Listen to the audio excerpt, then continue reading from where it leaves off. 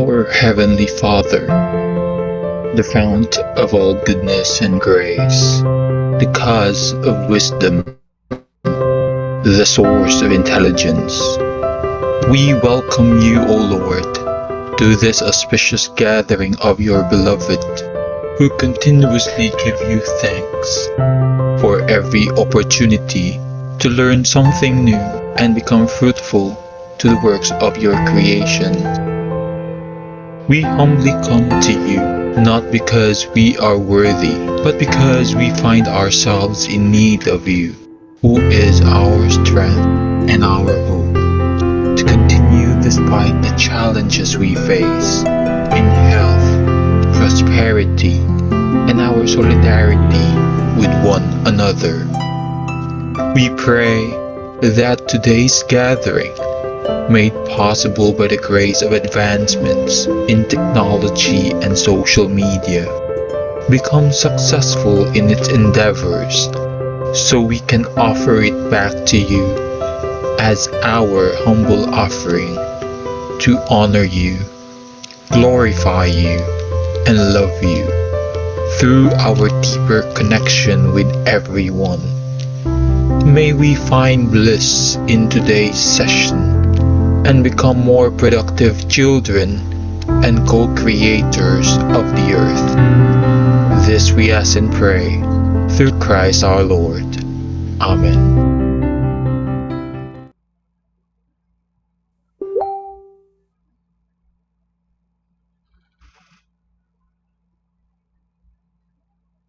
Bayang magiliw, perlas ng silanganan, hanap ng puso, sa dibdib mo'y buhay.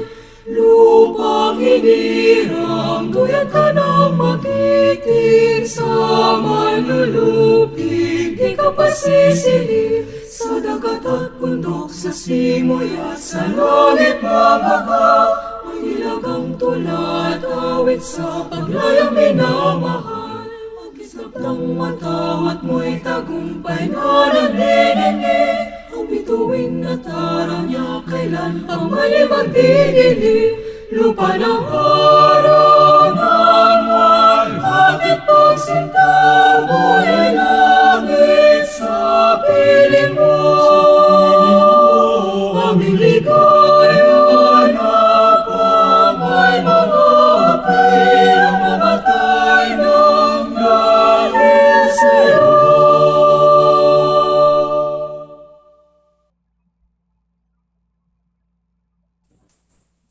Good afternoon, ladies and gentlemen. Marahay na aldaw biuenos, and as well as to the participants from other universities, and to everyone, of course, who are watching through the Facebook live streaming.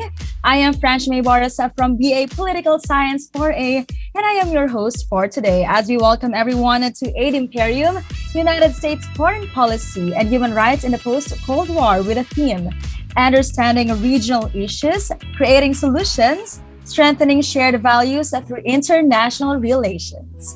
And we are live now, of course, on our Facebook page. We hope that we're all set as we embark towards a better understanding of human rights on an international scale.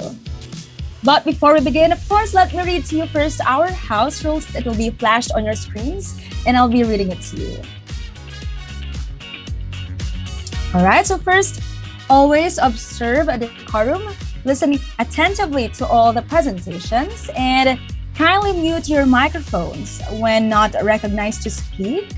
Of course, for questions, you may use the raise hand button or option to be recognized by the host.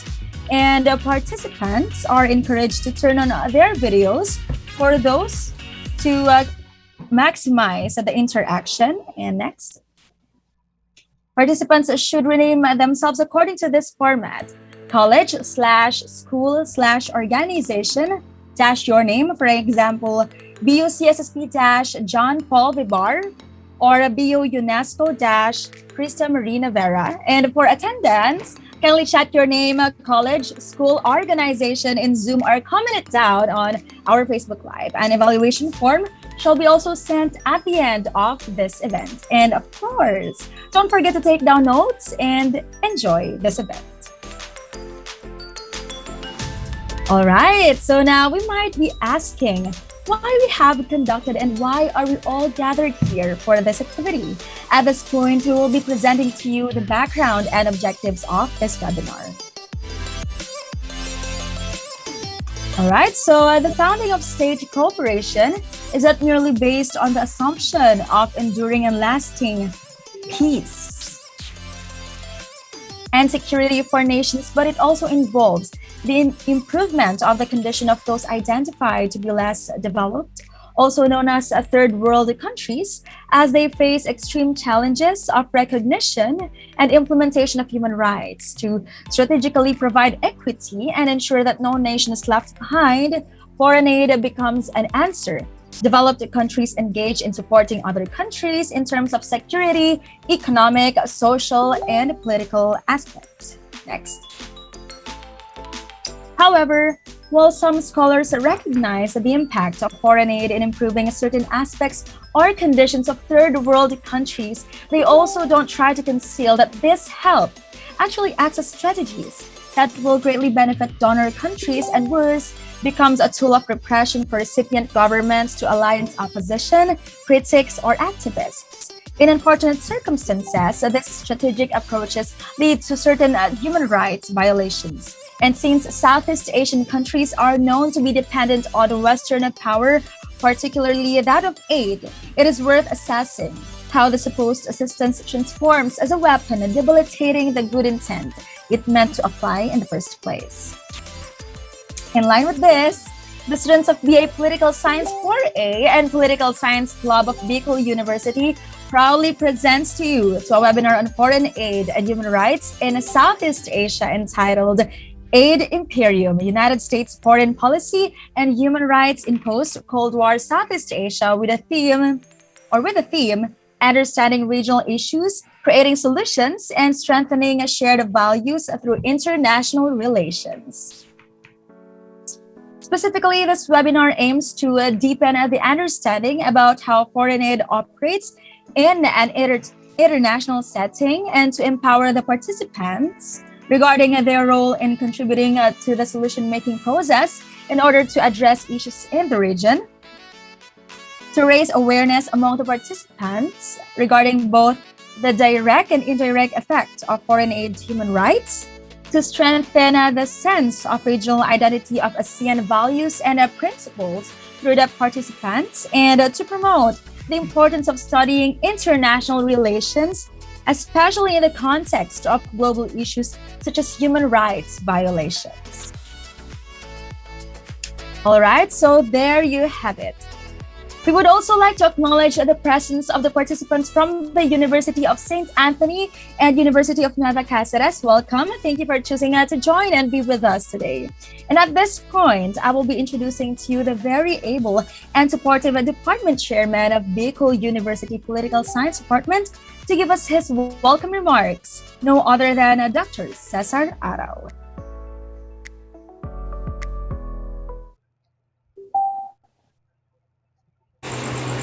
Good afternoon, everybody. Before I give my opening remarks, I would like first to congratulate the organizers for this academic webinar. A special mention to the 4A BA Political Science students in coordination with the Political Science Club that makes this event a reality. Again, congratulations to all of you. Attorney Alex B. Nepomuceno, PhD, Dean, BU College of Social Sciences and Philosophy, distinguished speaker from the Netherlands, Dr. Salvador Santino, F. Regilme Jr., Professor Peter Adam G. Daet, faculty in charge for the subject MC9, Seminar on Special Topics in Political Science, to the very energetic President of Political Science Club, Mr. Denmar Briones, and the officers of the club, my dear students, other participants, a pleasant afternoon and a very warm welcome to all of you. It is indeed a great honor seeing you all gathered here this afternoon for this virtual conference entitled Aid Imperium, United States Foreign Policy and Human Rights in Post-Cold War. I am very sure that after this webinar, you will learn a lot from this topic. We have a distinguished speaker from Leiden University who is an expert in international relations. You will learn a lot from him. Thank you very much, Dr. Regilme, for accepting the invitation of our students to be the guest speaker. Thank you for being us today to share your knowledge and expertise to our students. To the participants, particularly the fourth year BA Political Science students, thank you that this is a kind of seminar you have been organized. The topic you have chosen is very relevant to all of your major subjects, especially international relations. You will learn a lot from our speaker. If I ask you a question, does foreign aid promote human rights? I am very sure that you can explain to us your answer through your studies. This topic is relevant today more than ever. I think the issue of human rights and foreign aids concern a lot of countries, and this topic deserves a careful and serious discussion. So, to our speaker who have studied intensively, I hope aside from the insight you are going to give to our students and to all the participants, you may also inspire them to work for their hard in order to achieve their dreams.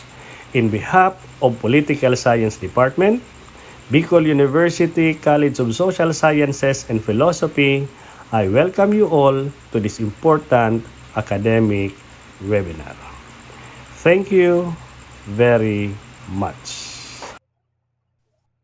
All right, thank you also for that very heartwarming welcome greeting, sir. And another guest will be gracing our event for today as he shares to us his inspirational message. Let me introduce to you the father of BU College of Social Sciences and Philosophy, the ever-dynamic and our very own dean, Attorney Alex Nepomuceno.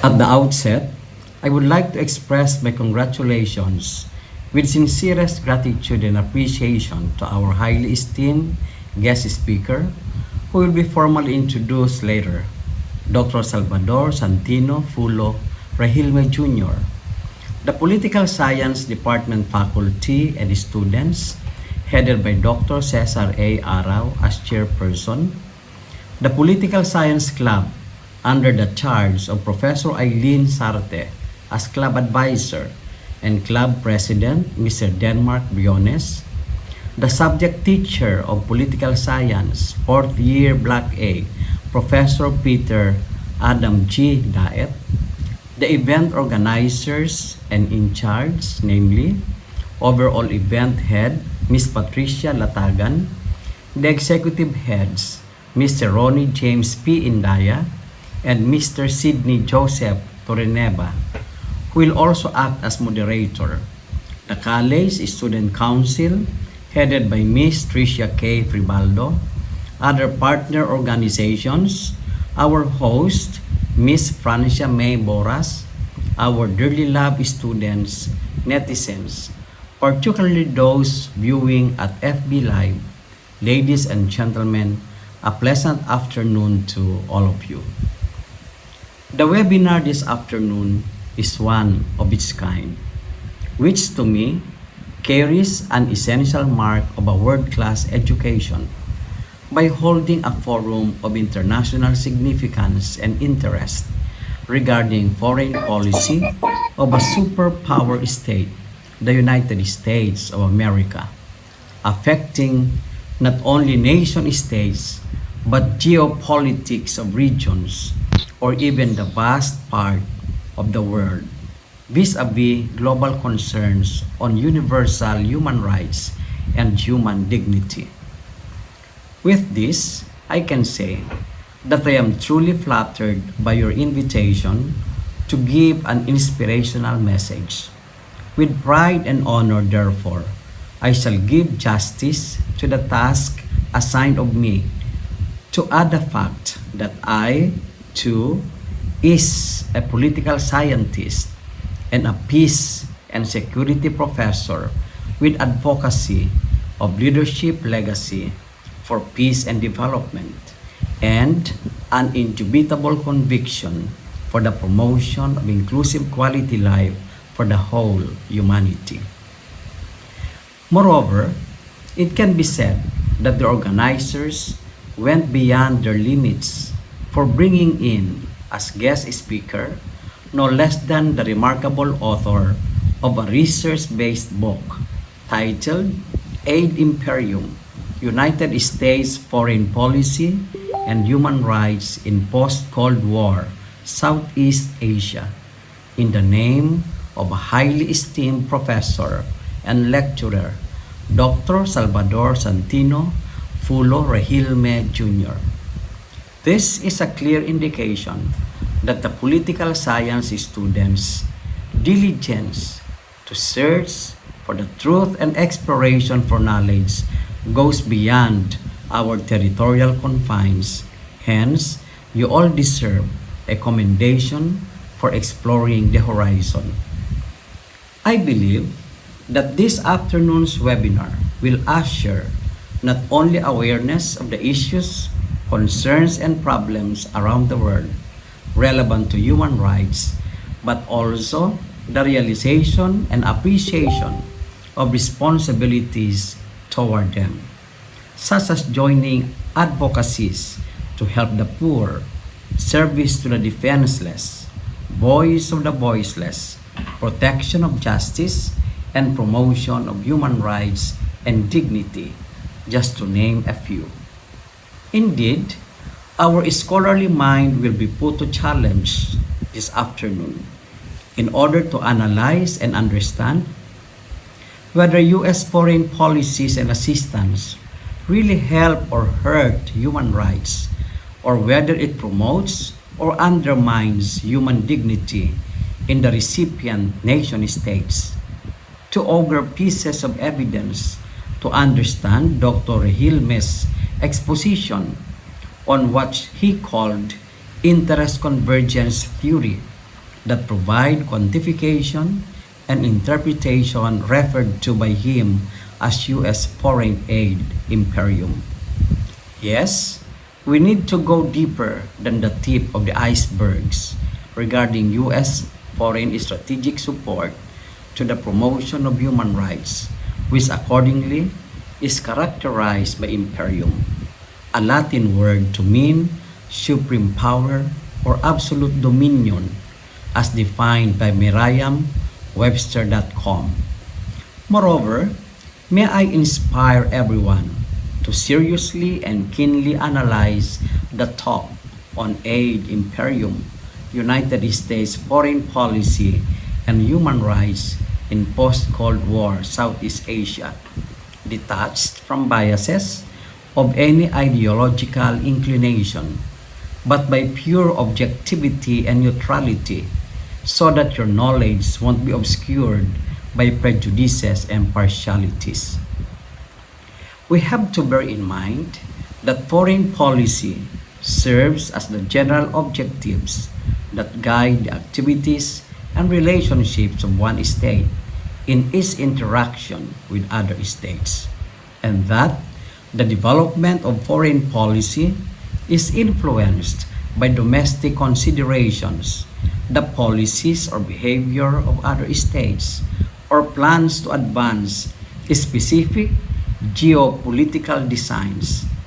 Thus, we may take a look at the four main objectives of U.S. foreign policy, which are: number one, the protection of the United States and its citizens and allies; number two, the assurance of continuing access to international resources and markets; number three, the preservation of a balance of power in the world; and number four, the protection of human rights and democracy. Likewise, it is also imperative for us to understand that foreign aid is not just a handout or dole out. It is an investment in U.S. ingenuity, security, growth, and global standing. U.S. foreign aid and assistance programs have absolutely had benefit to global neighbors. Necessarily, we need to stretch our neck back to understanding that post-Cold War era is a period of history that follows the end of the Cold War, which represents history after the 1991 fall of the Soviet Union. And that three things defined the post-Cold War world. The first was US power. The second was the rise of China as the center of global industrial growth based on low wages. The third was the re-emergence of Europe as a massive integrated economic power. Having said this, I want to inspire you to be extra critical on how post-Cold War Southeast Asia thrust out regionalism and security towards development and maintenance of regional peace, order, and development. Likewise, may I inspire you by citing Bilahari Kausikan, who opined that East and Southeast Asia and the post-Cold War resolves to international politics of human rights, and that international consensus on human rights is not complete and is in fact fragile, but it exists as an emerging global culture of human rights. As such, I believe that network of international, regional, governmental organizations devoted to the promotion of human rights has gradually been established. Finally, may I inspire you to be critical in analyzing whether the ultimate effects of the post-Cold War changes in Southeast Asia's security environment remain uncertain. These changes have encouraged a rethinking of strategic concerns and interests, and in turn, strategic policies among Southeast Asian states. Anent thereto, I feel obliged to cite some pieces of thought from renowned world personalities to seal tight my challenge and inspiration to maintain a balanced, critical, and analytical mind that is all neutral and logical. Firstly, Pacem in Terris by Pope John XXIII, which was published on April 11, 1963. This is a papal encyclical on the rights and obligations of individuals and of the state, as well as the proper relations between states. This stressed that peace between all peoples must be on truth, justice, love, and freedom. Secondly, John F. Kennedy's noble idea that the rights of every man are diminished when the rights of one man are threatened. Thirdly, former UN Deputy Secretary General John Eliasson's position that there can be no peace without development, no development without peace, and no lasting peace or sustainable development without respect for human rights and the rule of law. And finally, the Laudato Si, which is the second encyclical of Pope Francis on care for our common home towards taking swift and unified global action, in parallel with the motto of United Nations, which says, "Only one Earth." I hope, ladies and gentlemen, that with this sharing of mine, I have showered inspiration and tickled your intellectual eagerness to listen intently and engage into an intellectual discussion as true scholars in the search for the truth and generally accepted thoughts and actions contributive towards promotion and realization of universal human rights and the most desired peace and development for quality life of the entire human race. Sincerely, my salute to the organizers and greetings of pleasant afternoon to everyone. Grazie, gracias, merci, bedant, Dios mabalos. Thank you. All right. Thank you very much, sir. We just heard the very insightful message from our ever supportive Dean, Attorney Alex Nepomuceno. And now, in line with this gathering today, this is also the right time for us to give acknowledgement to the following partner organizations who willingly extended their support in the conduct of this event.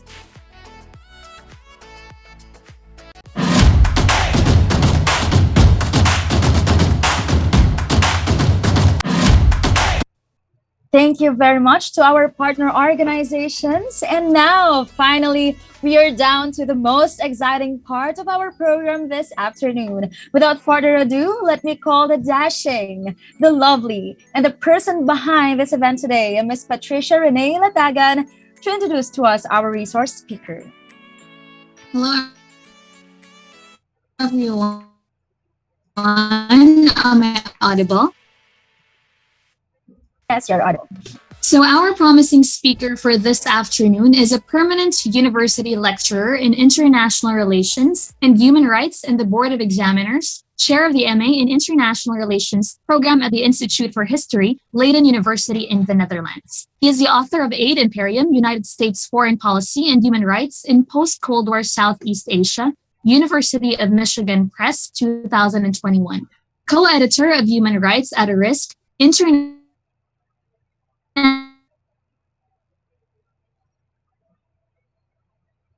National Institutions, Power, co-editor of American Hegemony and the Rights of Emerging Powers, Routledge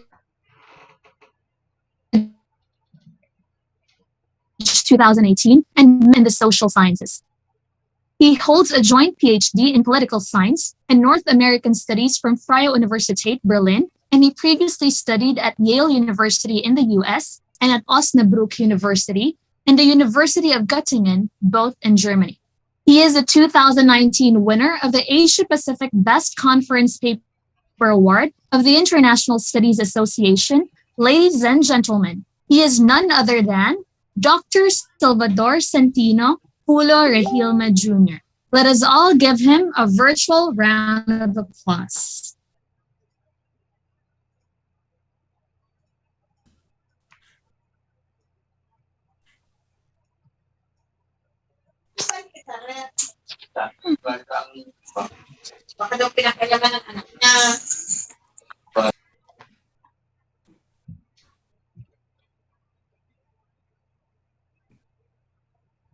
Hello, can you hear me?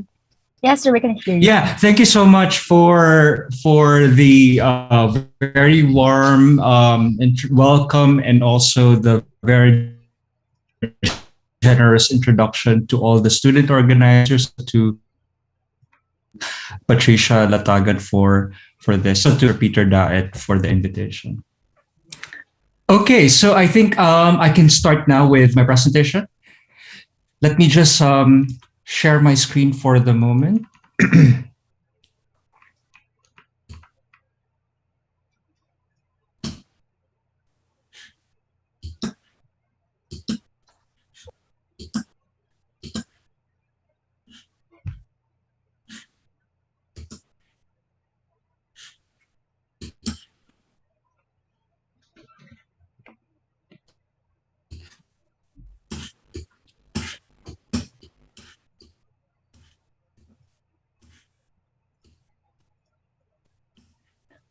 Okay, so can you see the PowerPoint presentation, or at least the first slide? Yes, sir, we can see it. Okay, so first of all, good afternoon to everyone at Bicol University and perhaps some other affiliates outside of the university. Greetings from the Netherlands. I'm currently at South Holland and it's morning here. First of all, before I begin with my presentation, I'd like to first thank Professor Peter Diet for this opportunity. Peter was my former student when I was a visiting professor at De La Salle University many years ago, almost more than a half decade ago. And it was a pleasure that was my first cohort of Filipino students after my studies in Europe. And that was also an opportunity for me to visit the Philippines after not being there for a prolonged period of time. So thank you so much, Peter, for this opportunity. Secondly, I'd like to thank all the students and the student organizations who made this event possible.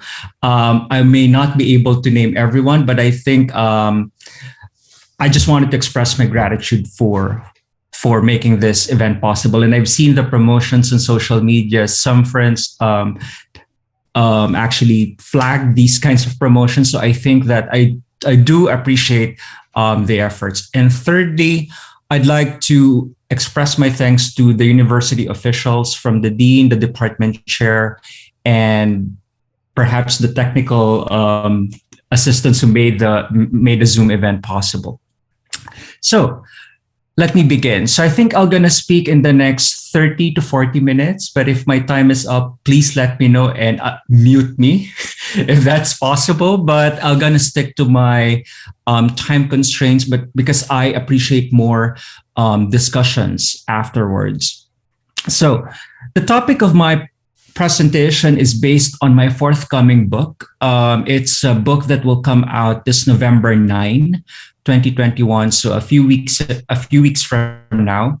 The title of the book is Aid Imperium, United States Foreign Policy and Human Rights in Post-Cold War Southeast Asia. So this is a book that will come out. I think it's the 5th book that will be published in the book series, Weiser Center for Emerging Democracies book series from the University of Michigan Press.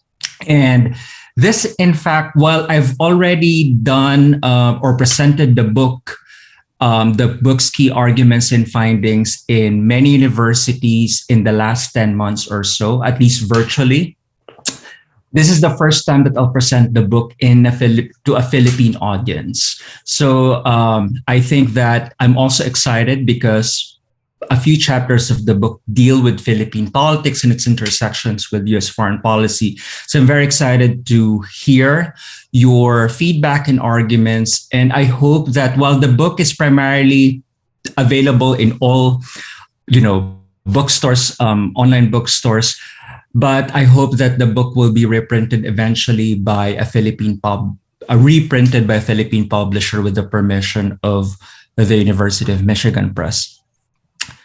So, in the next few minutes, this would be the outline of my presentation. First, I'll talk about the global reach of US foreign aid and diplomacy. What constitutes foreign aid? What do we mean by foreign aid? And what is the global scope of foreign aid? What are its key attributes that United States foreign aid can be described of? Second, I'll present some of the puzzle and arguments that animate this book project or this book manuscript, particularly about the importance of United States strategic assistance in human rights and what I think are the key contributions of the book to the scholarly and policy literatures. Third, I'll present also the theoretical framework that will help us understand how and under which conditions does foreign aid impact state repression and human rights. Fourth, I'll focus, while there are around 7 empirical chapters in the book, I'll only focus on one chapter here, primarily because I'm speaking to a Philippine audience. So I'll focus on the United States role, particularly the global war on terror and Philippine politics with the focus on Arroyo's Strong Republic. So I don't know how young the students are here, but I'm sure that probably you're already probably you already have a very good consciousness during the time of the Arroyo administration. And finally, I'll conclude this presentation by looking into the broader policy and scholarly implications of this project, of this particular research project. How can we understand the impact of US foreign aid in human rights in a broader context, particularly in other cases in the global south? Right? Particularly those countries that receive large amounts of foreign aid and very strong political support from the United States. So, the global reach of US foreign aid and diplomacy, despite, I think, the dean of Bicol University, or I think it was the department chair of the department chair of Bicol University, mentioned about several, or I think 3 key trends in post-Cold War order, right, including the rise of China as a challenger power to US hegemony or to United States dominance. The United States, nonetheless, remains the largest single foreign donor government with more than 200 recipient countries. When I say largest single foreign donor government, there are various measures that the OECD, or the Organization for Economic Cooperation and Development based in Paris, how they actually measure foreign aid, or what we call as ODA, Official Development Assistance. And what we find out is that historically, the United States is the biggest donor country in terms of absolute amount. So when you say absolute amount, we're referring to the actual amount of money first promised by the US government to specific countries worldwide and was actually dispersed. Nonetheless, the United States is relatively small in terms of the amount or the percentage of foreign aid as a percentage of its national income. In fact, if you compare US aid in terms of percentage of its national income, Sweden remains as the top country in terms of the giving of foreign aid as a percentage of its national income. So I think Sweden in the last 5 to 10 years or so gives out 1% of its national income, or the size of its economy, as a monetary amount as a foreign aid monetary amount to other countries. Nonetheless, when you look at absolute amounts, we're talking about billions of dollars worldwide. And in fact, in the case of the United States, if you're interested more about the particular empirical attributes of US foreign aid, we can measure that. And in fact, it's available if you Google USAID Green Book. It's available in the US State Department web archives. For quite some time when I was finishing the book, during the time of the Trump administration, the USAID Green Book was unavailable. So there's a stop until 2016. So the data spans at least from 1948 until 2016. There are 200 recipient countries in the last 5 to 6 decades or so. So some of the countries are no longer existing, but as of the moment, almost all the large majority of countries all over the world receive foreign aid, even some of those in the global north. But a large number of the top foreign aid recipient countries include Israel, for example. So Israel receives a large amount of foreign aid from the United States. And no wonder that you can also see the military prowess and the military equipment that's being used by Israel. It's perhaps the most militarily capable country in the Middle Eastern region. And to a large extent, this military prowess can be attributed to US military assistance and to some extent economic assistance over the years. However, what we can understand, what we do recognize, is that United States foreign aid was under assault under the Trump administration. Trump was very recalcitrant in providing foreign aid to many countries. He thought that this was useless, it was futile, and it was not really promoting the interests of the United States. Considering that Trump is out of power, Biden is now continuing the tradition of post-Cold War US foreign aid program, particularly by providing or at least pledging foreign aid to various countries worldwide in the name of democracy, human rights, promotion of civil liberties, and all these types of normative discourses. Whether or not that is really the case is open to discussion, and to a large extent, I deal about that in the book. In fact, what is so unprecedented in the case of the Biden administration was that Biden, in fact, appointed Samantha Power, at least if I think some of you are familiar with the work of Samantha Power during the Obama administration. Samantha Power is or was a professor of human rights practice at Harvard Kennedy School, and she was a prominent national security advisor during the Obama administration. And Biden picked a very prominent person, a very prominent policy practitioner as the administrator of the USAID. So if you can see the slide here, that's the logo of the USAID, or the United States Administration for, or Agency for International Development.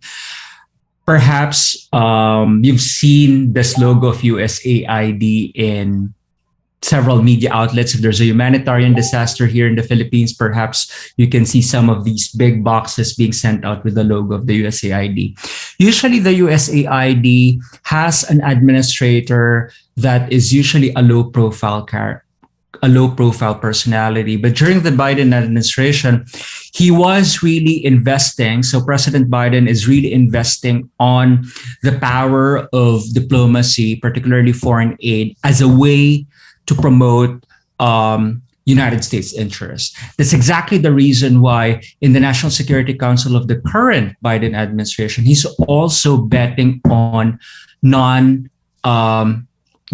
officials that don't have a military security portfolio. So even, for example, the USAID or foreign aid is now considered as an instrument of promoting national security. That is quite unprecedented in recent years.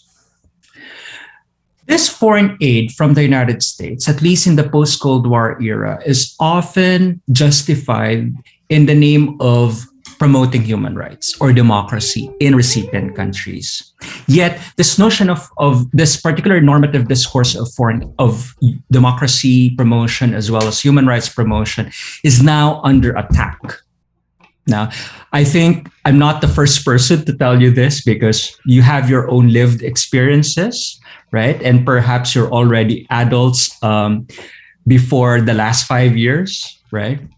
You can see the difference between the shift of administrations, at least in Philippine politics. There's an emergence of illiberal politicians in many places worldwide, even in the case of Turkey, which is at the periphery of Europe. Tayyip Erdogan, for example, even within Europe, for example, Viktor Orban in Hungary, you can see that democracy is somehow losing traction in the last 10 years. In Hungary, we have, I think some of you might be familiar with the Central European University, which is a notable university for the study of international relations. It's now has moved to Vienna primarily because of the assault from the seemingly authoritarian government or leaning towards authoritarianism, particularly the government of Viktor Orban. The case of Russia, and more recently in Donald Trump. And even in the case of the United States, right? The Biden administration is still under attack in various fronts coming from anti-authoritarian forces. You can see how the Capitol was attacked at the time that they were counting the votes and at the time that Biden was emerging as the winner of the 2021 election or the 2020 elections, right? These democratic processes are under attack.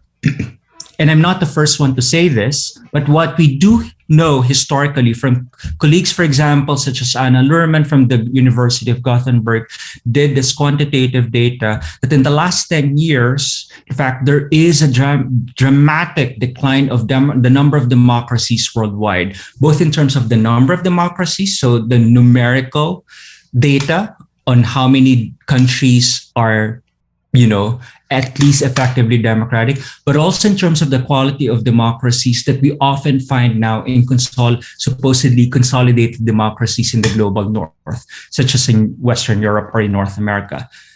Right?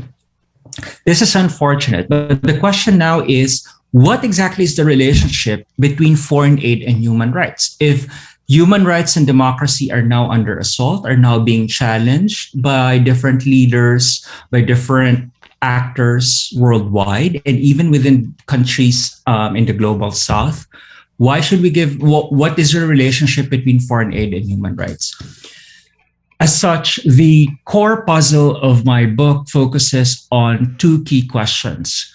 So first, does foreign aid undermine human rights in recipient countries? And if so, how and under what set of conditions does it impact human rights outcomes, particularly physical integrity rights? So what do I mean first by so let's try to disaggregate what are the key concepts in this puzzle.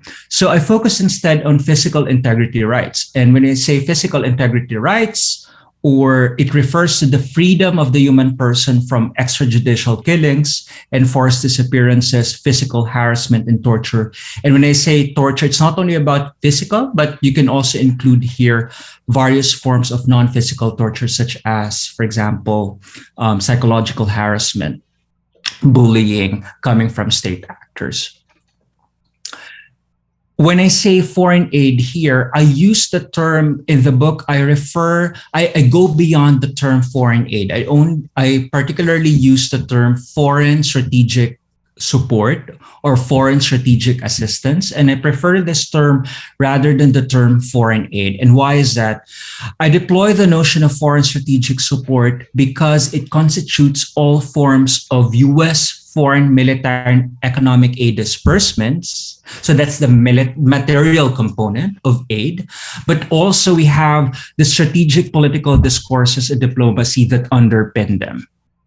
When you say foreign aid, it only refers to the material resources, political support, and other forms of donor countries' non-material influence, right, upon the partner government.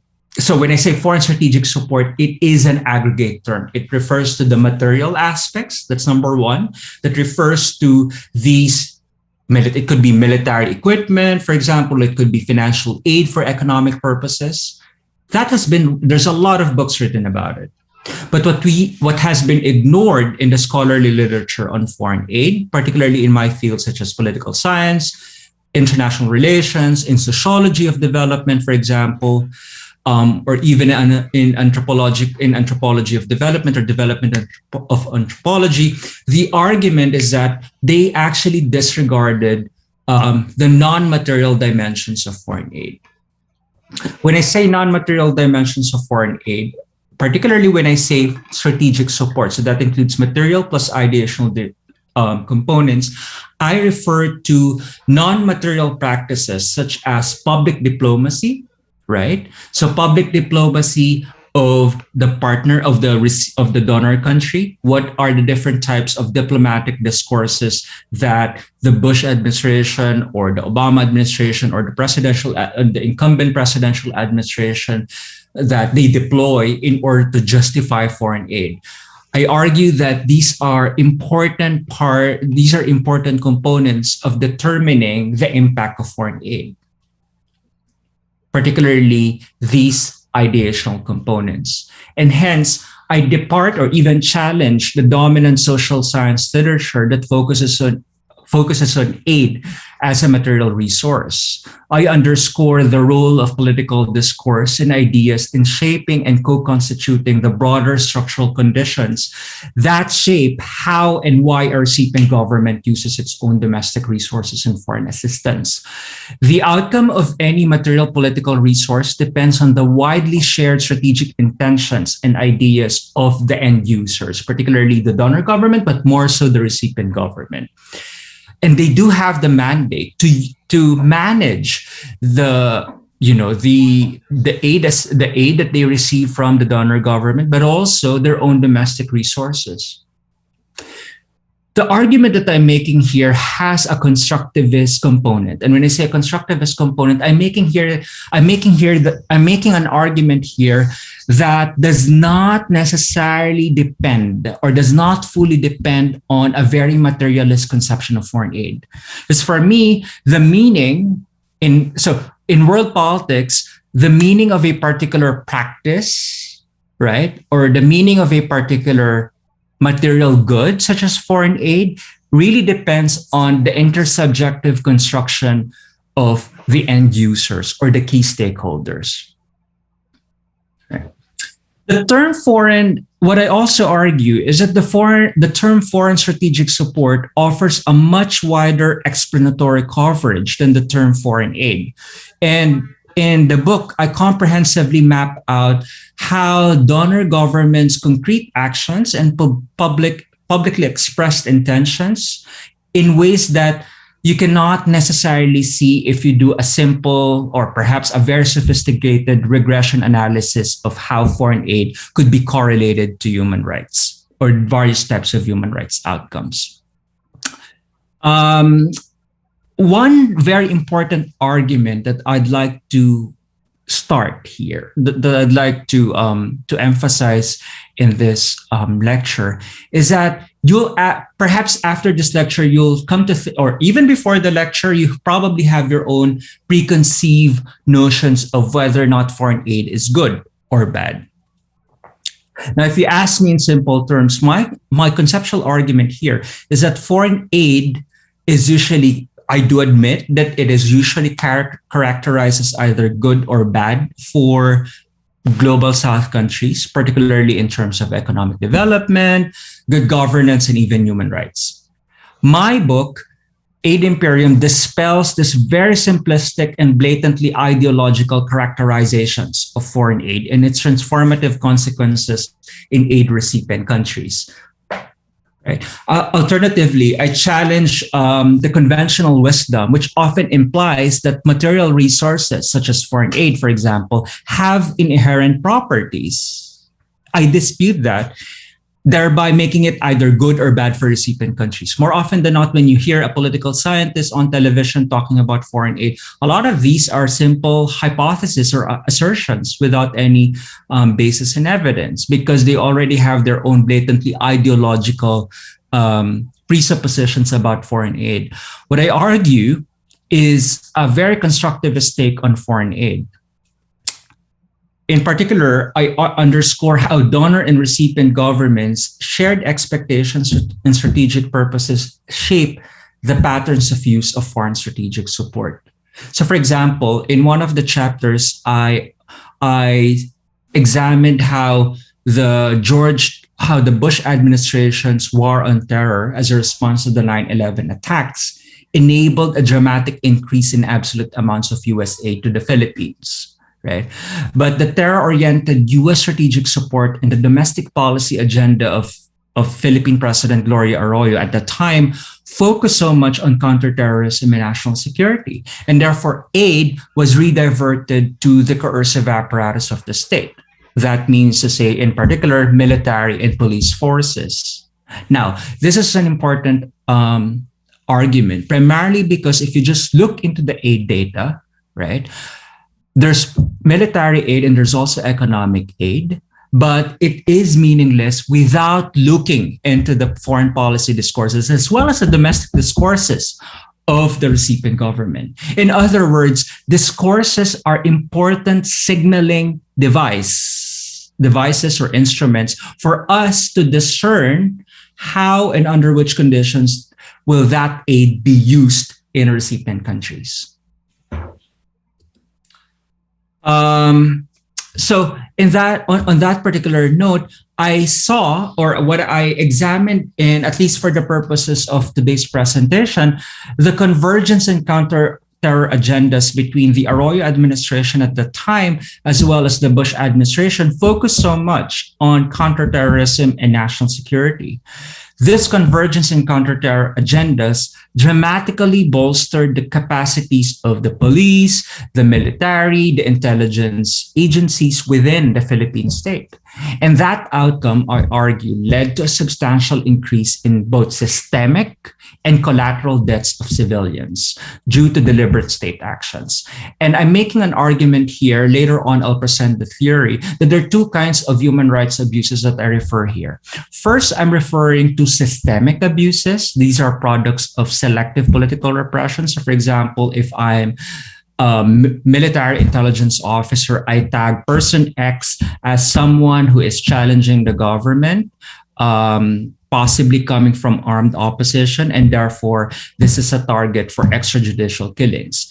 This particular person, if this person is tortured, killed, or forcibly disappeared, this person will be tagged as an incident or as a victim of systemic human rights abuse, which is a product of selective political repression. Selective because the state or state forces deliberately selected this person as a threat to state security, as arbitrarily defined by those in power, particularly in state power. There are also what we call, or what I call in the book analytically, as collateral debts. And when I say collateral, I'm not making an excuse for the government here, but what I'm saying here is that even in periods of relative peace. So for example, in the 1990s, during the Ramos administration, in the case of the Philippines, there are human rights abuses, a large number of them. And even, for example, in the Aquino administration, which I would argue, and I argue in the book, is perhaps the human rights renaissance is the human rights renaissance period during the post-Cold War period in the Philippines, there are several incidents of collateral debt. So, for example, military or police officers being contracted by private corporations in order to defend a mining operation in a rural province outside of Metro Manila, in defense of mining operations. So I consider that as a collateral debt. Or, for example, the abuse or the death of a particular civilian was caused not necessarily because that civilian was deliberately targeted, but it was in fact accidentally targeted by the state because of mistaken identity. Right. The point being is that I use this differentiation between systemic and collateral debts not to compare which one is less evil, but it's just for analytic heuristic purposes. Both of them are evil outcomes and therefore should be avoided. Now, globally, you can see here the data that, so in the book, I presented a lot of graphs, and also in the ebook version that looks into the specific numbers. But what you can see here is a simple diagram that characterizes the relationship between US foreign assistance and the level of physical integrity rights abuse from 1976 to 2016. So I use the data here. Can you see the graph here? Yes. Yes. Yeah. Okay. So you can see in the horizontal axis numbers 1 to 5. Right. So this data, numbers 1 to 5, come from the political terror scale data, which is a quantitative, cross-national, multi-year data measuring political terror. Right. So they did a lot of coding. I'll not get into the details of how the PTS is measured, but it compares. It assigns a number to particular countries depending on their human rights situation. So, for example, if you are a country such as, with very terrible human rights abuse for that human rights situation,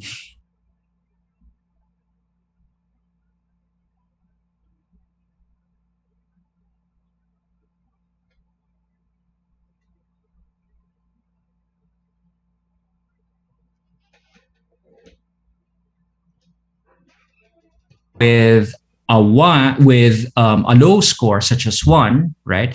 These are the countries that tend to experience very rare occurrences of political murders, torture, and political imprisonment within their borders. So possibly these are countries such as Switzerland, Germany, and perhaps to a lesser extent, the Netherlands. Believe it or not, there are also political murders happening even here in Europe. I mean, more recently, if you've heard of the case of a Maltese journalist, so from Malta, who was murdered because of her expose and investigative journalistic work about how billionaires and millionaires and super rich people actually launder their wealth, right?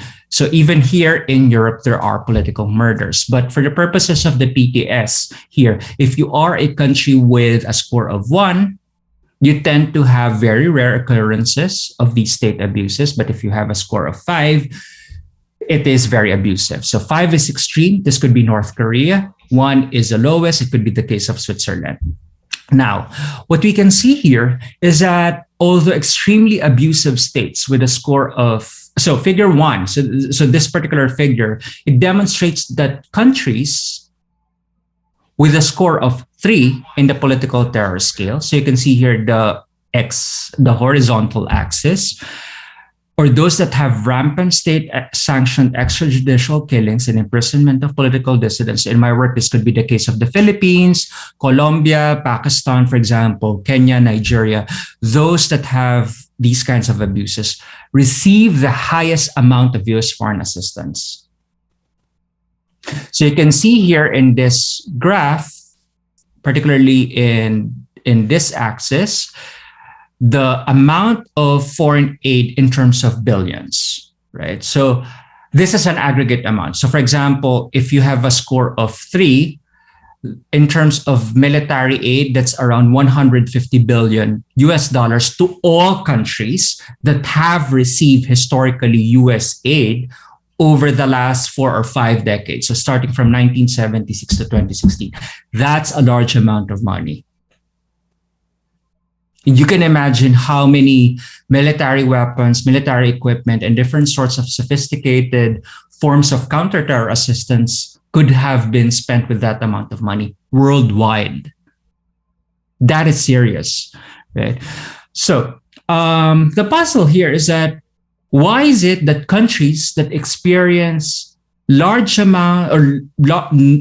number of human rights abuses, so state-initiated physical integrity rights abuses, tend to receive US foreign aid? Isn't the case that US foreign aid was supposed to promote democracy and human rights? So the simple correlation teases out this kind of puzzle, right? If historically the Philippines, countries such as the Philippines, Colombia, Thailand, more recently Nigeria or Pakistan, they've been receiving foreign aid for the longest period of time, and this foreign aid was supposedly for democracy and human rights. Why is it the case that they're experiencing a large number of abuses over time? Now, for the purposes of this audience, because I'm speaking to a Philippine audience, you can see here a graph that demonstrates the amount of US military and economic aid to the Philippines from the period 1992 to 2010. And the amounts are in constant US dollars. So it is an area graph that shows the total value of US military and economic aid during that period. So you can see here that the darker shaded area refers to military aid. Can you see the graph? It's visible enough? Okay, so the dark shaded graph here, bar, no, it's not a bar, but area, I would say, refers to military aid, and the gray shaded area would refer to economic aid. So in 1992, the US government provided around 50 million US dollars worth of military aid to the Philippines, right? So 1992, there's a time lag. Of course, the Cold War somehow ended in the early 1990s, but it took some time before it really trickled down in terms of foreign policy priorities such as foreign aid. That amount of 50 million US dollars in 1992 dropped to only 5 million at any given time in the 1990s. Except in 1999, for example, because in 1999, you have the Estrada administration. If you can remember, I don't know if you were already born at the time, in 1999 to 2000 to 2001, the Estrada administration launched a counter-terror effort or counter-terror military operations in Mindanao. And that also boosted, that required a boosting in terms of foreign aid, particularly for counter-terror operations. The total value of US military aid eventually increased to nearly $8 million in 2002. And those amounts stayed within the range of 5 to 7 million. What you can see, however, in the case of the Philippines, both military and economic aid dramatically increased in the context of the global war on terror. So the Philippines is not an exception here. If I looked into the quantitative data from many global South countries that have very strong, historically strong diplomatic relationships with the United States, a lot of these countries pledged their pledge assistance to the United States, particularly in the global war on terror. The Philippines was part of that during the Arroyo administration. And as a result of that pledge and lobbying in Washington, D.C., that resulted in a dramatic increase of foreign aid from the US, from the Bush administration. What you see, however, is that it's sometimes puzzling to think that yes, military aid increased, but economic aid based on this graph also increased. And in fact, it's so much higher than military aid. Now, if you're an ordinary macroeconomist or a development sociologist, you only look into these foreign amounts. My book and my scholarly work departs from the simplistic notion that, okay, this was tagged as an economic aid, therefore it was for economic purposes. No, that's a big mistake. It's exactly the reason why it is important to look into the diplomatic discourses that underpin the purposes of that aid. What are the publicly declared statements of the Bush administration, but also the Arroyo administration on what are their policy agendas? Is it totally about economic aid, for example? Was it totally about a comprehensive range of militaristic and non-militaristic purposes as what we had during the Ramos administration? Or was it really for counter-terror and militaristic purposes? And what I argue is that it was largely, overwhelmingly large prioritization on militaristic purposes. Right. So even if you say that it's for economic aid, it was largely for militaristic purposes. So I'll give you an example. So if you look at the USAID Green Book, one might say, okay, this amount was given to the Philippines for road development projects. During non-crisis periods, such as in the 1990s, in the Ramos administration, or in the case of the Aquino administration, which I argue was the renaissance period of human rights, at least in the post-Cold War period in the Philippines. During those non-crisis periods, the economic aid, for example, road infrastructure projects were really for economic development projects. So they were invested in various parts of the country and really to bolster, and the purpose of which is to really bolster business ventures. So the road is supposed to make transportation easier and therefore lessening or reducing the transaction cost for business. It's easier to transport fruit, vegetables, and other goods from point A to point B, right? Whereas in the case of a crisis period, such as what we're talking about now in the Royal Administration and many other places in the Global South during the post 9/11 war on terror period, even if it's tagged as economic development for road infrastructure project, it was really a road infrastructure project, but it was invested in conflict-ridden areas, such as, for example, in Mindanao. And it was really a road to actually pave the way for military operations. Right. So there's a big difference here on how you tag the amount of foreign aid versus what are really the publicly expressed intentions and the discourses that basically characterize that material resource. So the next graph that I showed to you would be from the data from the Uppsala Conflict Data Program in terms of the number of civilian deaths by state agents in the Philippines and Thailand. So in the book, I devoted several chapters on the Philippines and Thailand, and I'll talk about the methodological reasons for that a bit later on. But in these two cases, you can see that in the non-crisis period, post-Cold War era, the number of civilian deaths, or I would say the number of people who were killed by state agents, were very low. This was during the Ramos administration. It skyrocketed during the late 1990s in the context of the Estrada administration's counter-terror operations, but it remained very high all throughout the Arroyo administration, especially during the latter periods of the Arroyo administration. In the case of Thailand, you can see that Thailand experienced a dramatic increase of the number of civilian deaths, particularly in the context of the 2003 war on drugs of the Thaksin Shinawatra regime. Why is that? Well, The number of state-initiated killings of civilians correlated quite well with the level of US military aid or US counter-terror aid. In the early 1990s, both countries recorded high amounts of foreign aid and prevalent human rights abuses. So this was in the last few years of the Cold War period. Yet the late 1990s recorded, and so mid 1990s up to the late 1990s recorded a record decline of US aid together with a substantial improvement in human rights.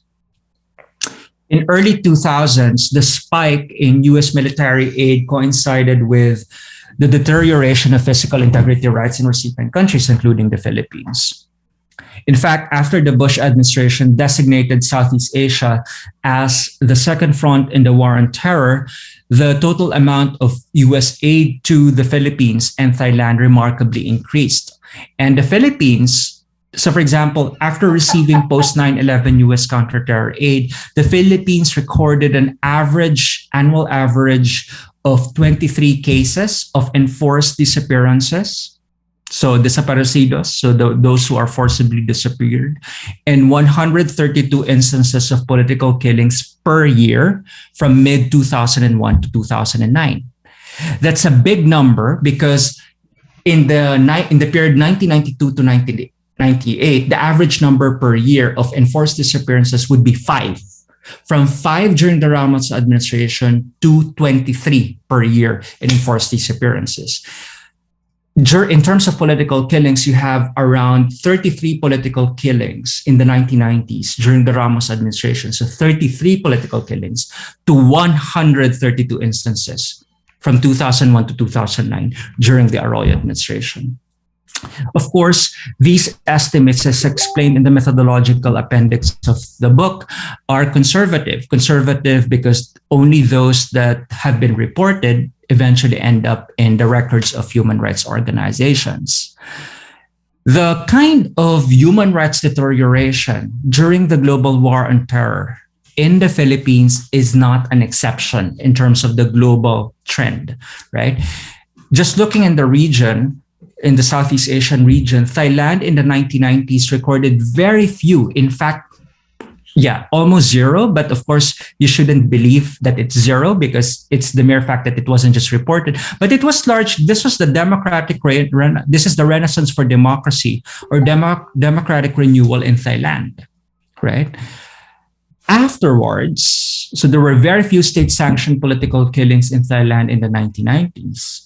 Afterwards, the US-supported Thaksin Shinawatra administration implemented the highly repressive war against so-called suspected terrorists and narcotic drug dealers and traffickers, which registered at least 2,500 political killings of civilians in 2003 alone, and more in the following years until the ouster of Thaksin in 2006. Now, I did not include here the years after Thaksin because what happened thereafter is already a democratic regression, and one can say there cannot be considered a nominal democracy. So why did I choose Philippines and Thailand? So just a few words on methodological remarks. So both countries possess a lot of similarities to the extent that they can be meaningfully compared and analyzed with each other, so using natural experimental methods. Although Thailand was never formally colonized by Western power, in contrast to the Philippines, which we were colonized by, or the Philippines was colonized formally by Western powers. Both countries are signatories of a mutual defense treaty ally with the United States. So Thailand and the Philippines are. Thereby, we hold the relations with the most powerful donor country, which is the subject of the analysis, almost constant. By making them constant, we're able to highlight both the independent and the dependent variables. So the independent variable would be US strategic support, US foreign strategic support, and the dependent variable will be the human rights situation. Both countries are also middle-income countries, and they belong to the same world region, and they therefore share a fairly large set of similar political, economic, and geostrategic challenges over time. And the methodological reason for this is that the main point is about assessing the causal relationship. So by beginning the comparison with common foundations, so my case selection strategy is less likely to overlook even unseen variables that might better explain the outcome under consideration. Hence, both countries have similar political systems in many other respects except the key variables under consideration. In this next graph, you can see the data that I aggregated from different human rights organizations. And what you can see here is the average number of political killings per year per presidential administration. So in the earlier graph, this graph is based on the data from the Uppsala Conflict Data Program. One would say the Uppsala Conflict Data Program is the gold standard for measuring the number of human rights abuses globally per country and per year. I'm not contented with that. I wanted to check, do these data from a foreign organization match with local sources? So I looked into the aggregate data from human rights organizations and explained in the book what are these human rights organizations and from which data are they coming from, which organizations do these data come from. And what I argue here is that you can see the similar pattern. Sure, the exact numbers differ, but you can see a pattern, right? So during the Cold War, 1990s, late 80s, you have a high number of political killings. That dramatically declined during the Ramos administration, and then it skyrocketed during the Arroyo administration. In fact, it was so high in 2005 and 2006. You might remember that this was also a time that the Arroyo administration was bidding for elections, so 2004. And if you're familiar with the 2004 elections, this was also the time that the Arroyo administration apologized on national TV concerning electoral fraud scandal. I don't know if you're familiar with the Hello Garci scandal. But you can see here that the number of political killings increased. And later on in the theory, I'll talk about the importance of domestic legitimacy of the recipient government, because domestic legitimacy of the recipient government will determine whether or not the incumbent administration, the aid recipient administration, will actually use aid plus domestic resources, not only to repress and to kill political dissidents that are armed. So these are armed rebels, or for example, armed communist rebels or armed Islamic fundamentalist rebels, but also, right, political dissidents which are unarmed. I'm referring to civilian dissidents, student activists, sometimes media journalists. In the case of the Philippines, for example, a lot of local journalists are being killed if they're outside of Metro Manila. So you can see here the dramatic increase. And of course, I show the Aquino administration in which the number of political killings dramatically decreased, but it was so high in the Arroyo administration. But I'm not talking about the Aquino administration for the purposes of this lecture. This would be the number of state-based violence deaths in the Philippines. While the numbers differ, right, compared to the local sources, you can still see the similar trend. It was so high during the Cold War period. This was the time of the new administration, the post-1986 Philippine constitutional order, right? The Corazon Aquino administration was battling against many coups, and there were a lot of challenges within the administration. But the number, so the amount of US foreign aid, in fact, dramatically coincided with very few abuses. Dramatically low amount of foreign aid coincided with very few abuses in the 1990s. And then it skyrocketed again during the Arroyo administration. Now, here's the most important part. How can we explain this correlation? If the Philippines is one of those countries that largely depend on foreign aid, particularly for its militaristic counter-terror operations, how do you explain the seemingly correlated relationship between US aid and human rights? So particularly physical integrity rights. So in the book, I offer a theory that explains not only the Southeast Asian cases that I focus here, but also other cases in the Global South. If you're familiar with my work, I've also published 2 articles on the Colombia case, how Colombia and South America received large amounts of foreign aid from the United States in the context of the war on drugs, so the narco-terrorism, for example, which was coupled with the global war on terror purposes or strategic objectives of the United States, and how this foreign aid, counter-terror aid policies actually led to a human rights crisis in Colombia. This is the theoretical framework that I present in the book. So I argue that most economists, as well as social scientists focusing on foreign aid, failed to tease out the causal mechanisms that would actually help us understand the relationship between aid and human rights. Economists did a lot of macroeconomic data and macroeconomic analysis with very sophisticated statistical methods to tease out these 2 variables, right? But it wasn't really clear what are the steps that lead variable A to variable B, so aid to human rights. This causal story is extremely important because as social scientists, we're not only interested in correlation, we're interested in the causal story, the causal mechanisms. So I present here at least several causal mechanisms that link foreign aid with human rights outcomes. The first mechanism is ideational by nature. This is what I call as a strategic localization of discourses. This is about the intended purposes and strategic purposes of both donor and recipient governments. Donor governments, for example, the United States. So I did field work in Washington, D.C. during the period 2013 to 2014.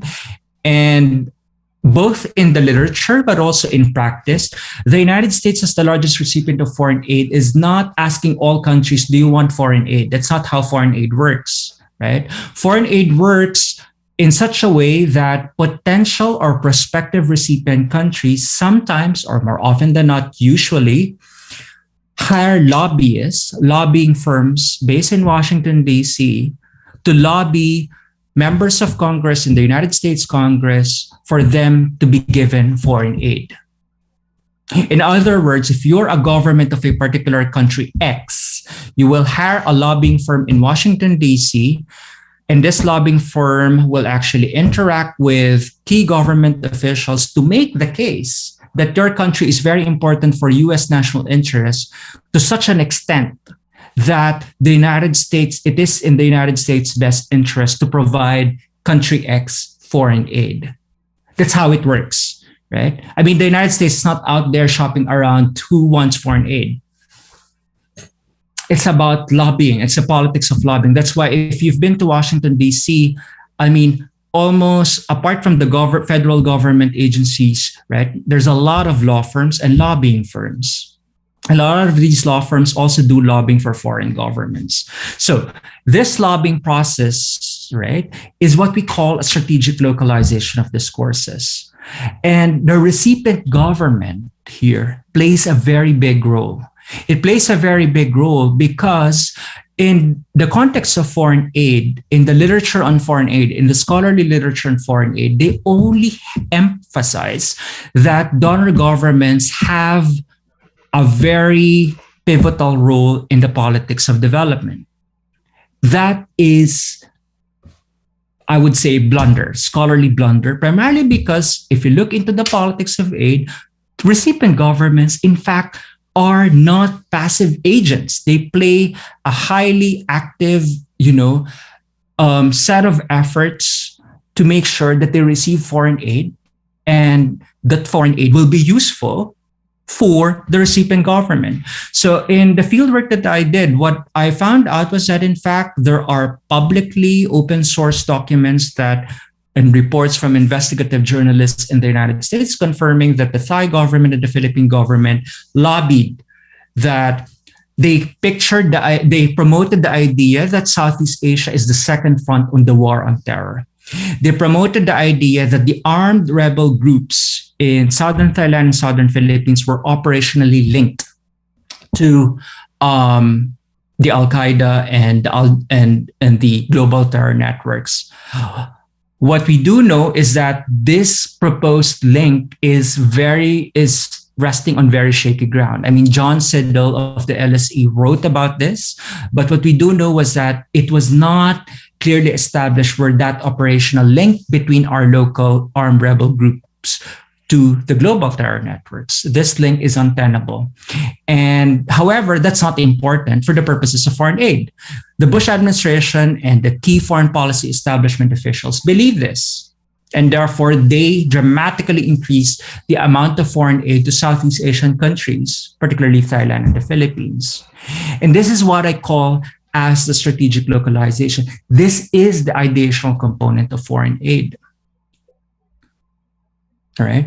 And you can see here that this balancing act of foreign aid is not only a balancing or not only a discursive act of the donor government the recipient governments of the Philippines or Thailand telling the US government, we need aid because we have our own problems here in southern Philippines, and therefore they need to be solved through counter-terror operations. And in fact, by the way, the armed rebel groups are linked to the global terror networks, and therefore our interests are converging. So therefore we deserve foreign aid. That's not only the case. That's the first level of analysis, the donor country.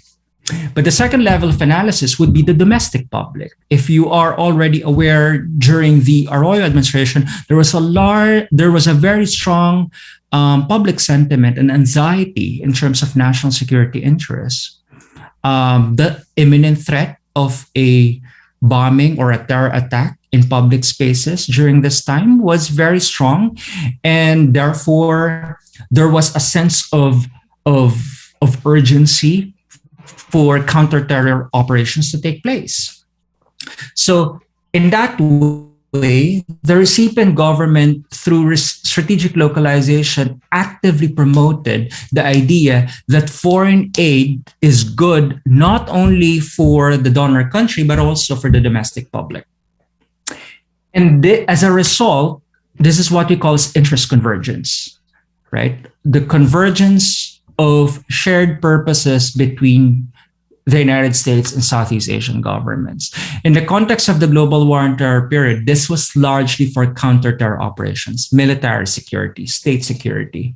The priority was not really about infrastructure. The priority was not about health, public health, right? The priority was not about education. The priority of foreign aid plus domestic resources of the Philippine state was really for state coercion.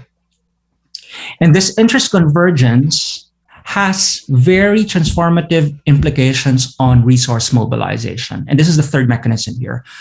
Resource mobilization, which means to say that in my causal story in the book, I do not only refer to the role of foreign aid, but also domestic resources.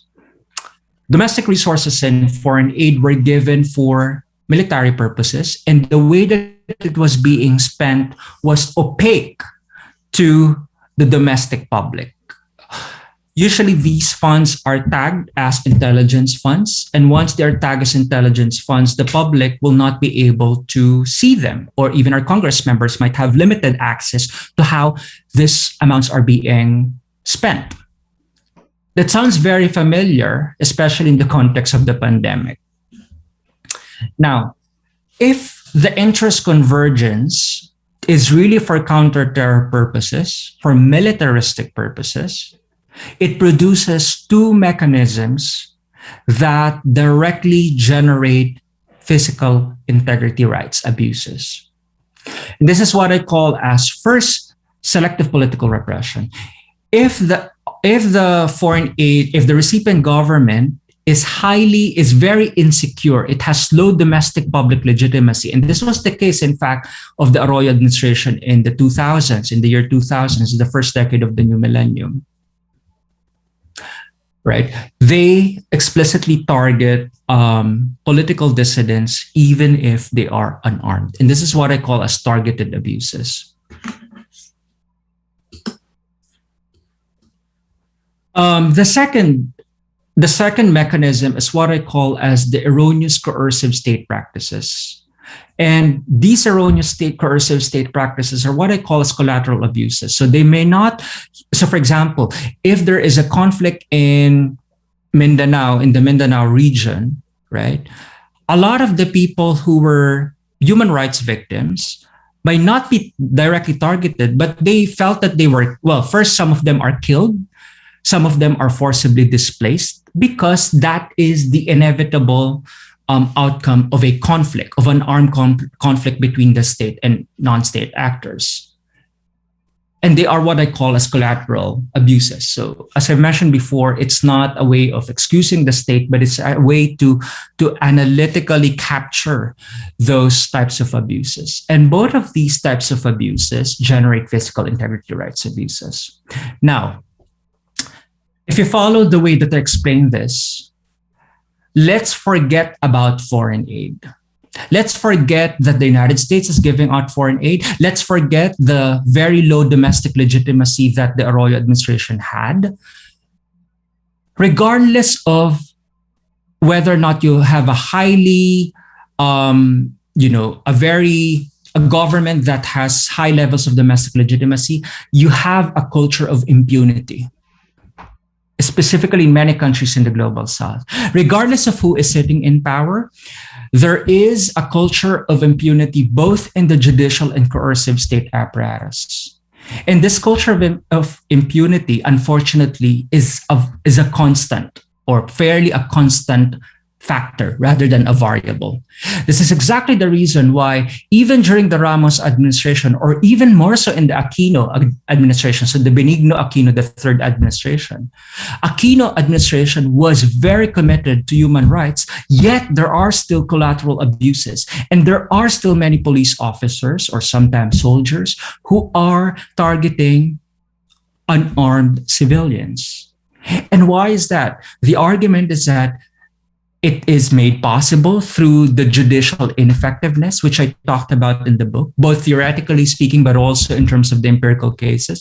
But also within the coercive apparatus, there is a lack of esprit de corps, as Samuel Huntington would say, or the lack of professionalism within these coercive apparatus. The culture of corruption is so endemic that even if you have an executive branch that enjoys high levels of political legitimacy, and that is so committed to human rights, to fundamental human rights as guaranteed by the Constitution, as it was the case of the Benigno Aquino III administration, you still have this culture of impunity that could generate these collateral abuses. Sure, during the Aquino administration, there were no targeted abuses, as what I call selective political repression. But there are some of these collateral abuses that still emerge. While the absolute number is low, they still did exist during that time. And I attribute that to this culture of impunity. I think I'm running out of time, but I think just let me know in the message if I need to stop. I think I'll take 10 more minutes, I would say, or 15 more minutes. So if you can see this, so the question is, how did I organize the book and what kind of cases did I choose? So to understand this, the independent variable would refer to first the foreign strategic support. So foreign strategic support here, can you see this table here? So the table here, foreign strategic support is composed of two components. The first would be the foreign aid. So as the material resource, it can be easily quantified, right? And then second, you have an ideational component of foreign strategic support. And it could be for counterterrorism or for a comprehensive range of security interests. The second set of independent variables would refer to whether or not the recipient government has strong legitimacy or weak legitimacy.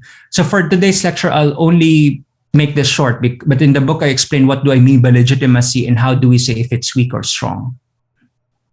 Now, you also have an enduring condition, which is the culture of impunity. I argue in the book that this culture of impunity is more of a constant or an enduring condition rather than a variable. Why? Because what I argue is that the ineffectiveness in the culture of corruption within the judicial apparatus, right, but also in the coercive apparatus of the state, are so entrenched that they did exist starting from the very start. I mean, the post 1986 world order up to the current period.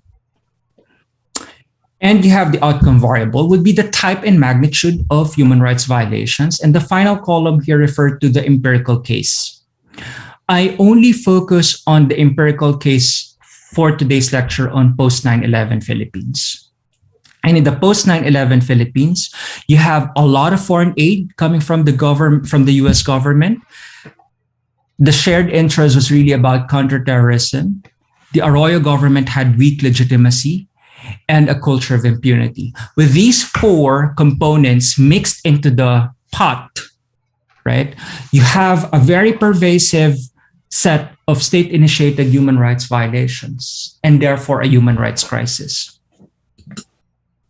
Why did I call it aid imperium? So apart from the fact that the United States is the world's largest giver of foreign aid operates within a world order that facilitates constitutive yet hierarchical relationships between powerful donor state and a comparatively less powerful recipient countries. Although the American foreign aid imperium legitimizes itself when US government officials emphasize foreign aid programs purported benefits to the recipient government. Sometimes they frame it during the time of the global war on terror. It was really for terror-oriented purposes to promote state security, and in doing so, you have democracy promotion. You might remember Afghanistan, for example, right?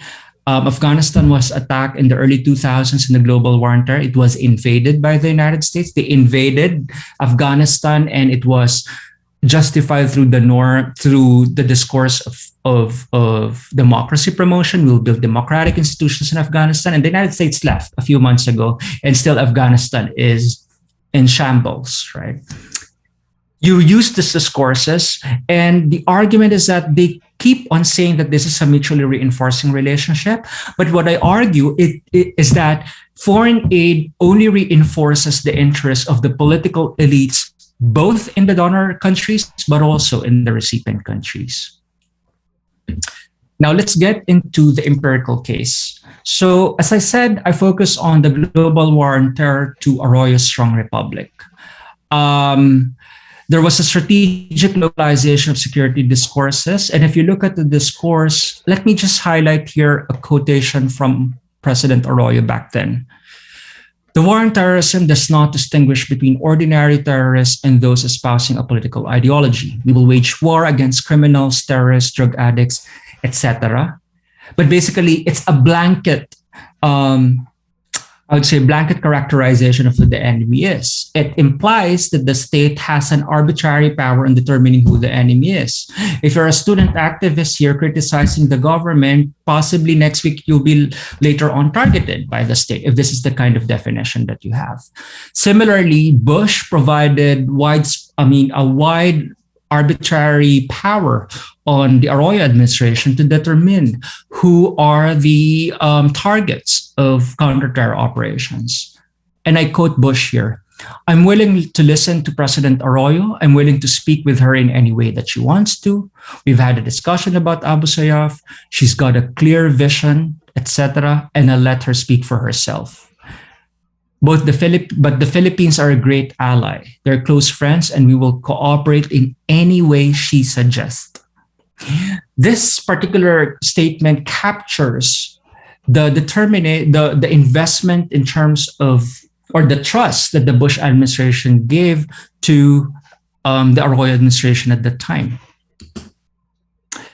Arroyo, as part of the resource mobilization, so we're now in the second mechanism. Arroyo used this large amounts of foreign aid and also political support for counter-terror purposes. And I quote Arroyo here. "When I first became president in 2001, I inherited a commitment of military assistance from the US of $1.9 million only. Today, so that was 2004, that American assistance to our military support is now $400 million and still counting. In other words, from $1.8 million as I entered the presidency, our security relationship with the US is worth about $400 million and still counting. It was also at this time, if you remember, that the United States tagged the Philippines as a major non-NATO ally in the context of the war on terror.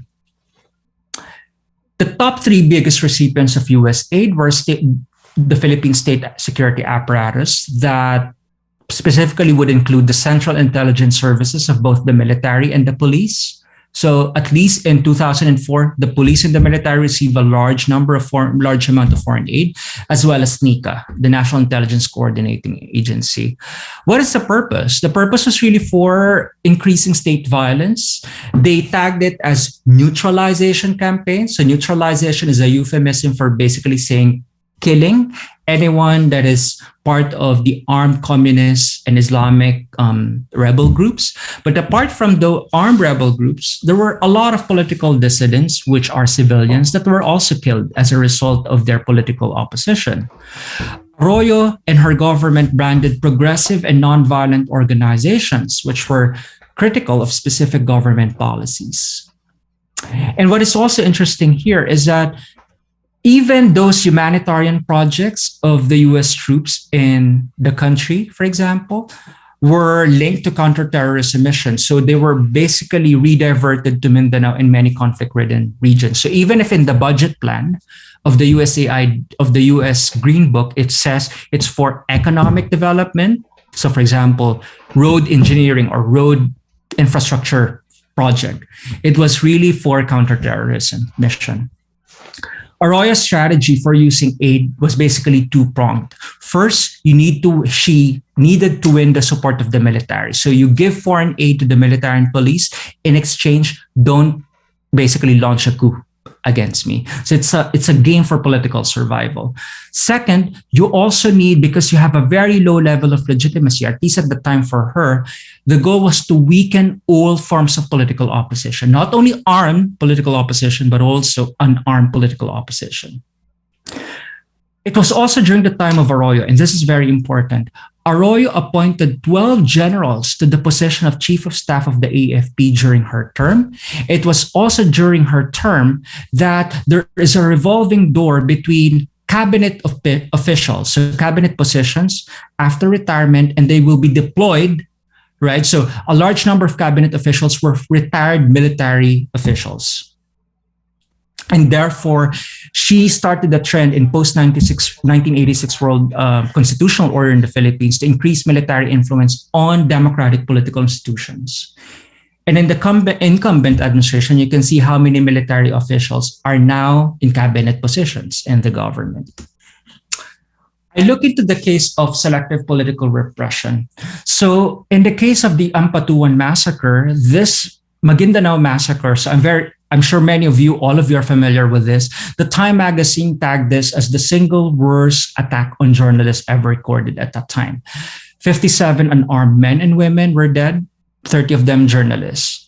When they did the inspection of the Ampatuan clan's mansion in Maguindanao, and I quote, they found out a big weapons cache consisting of light artillery and heavy infantry weapons, as well as military uniforms.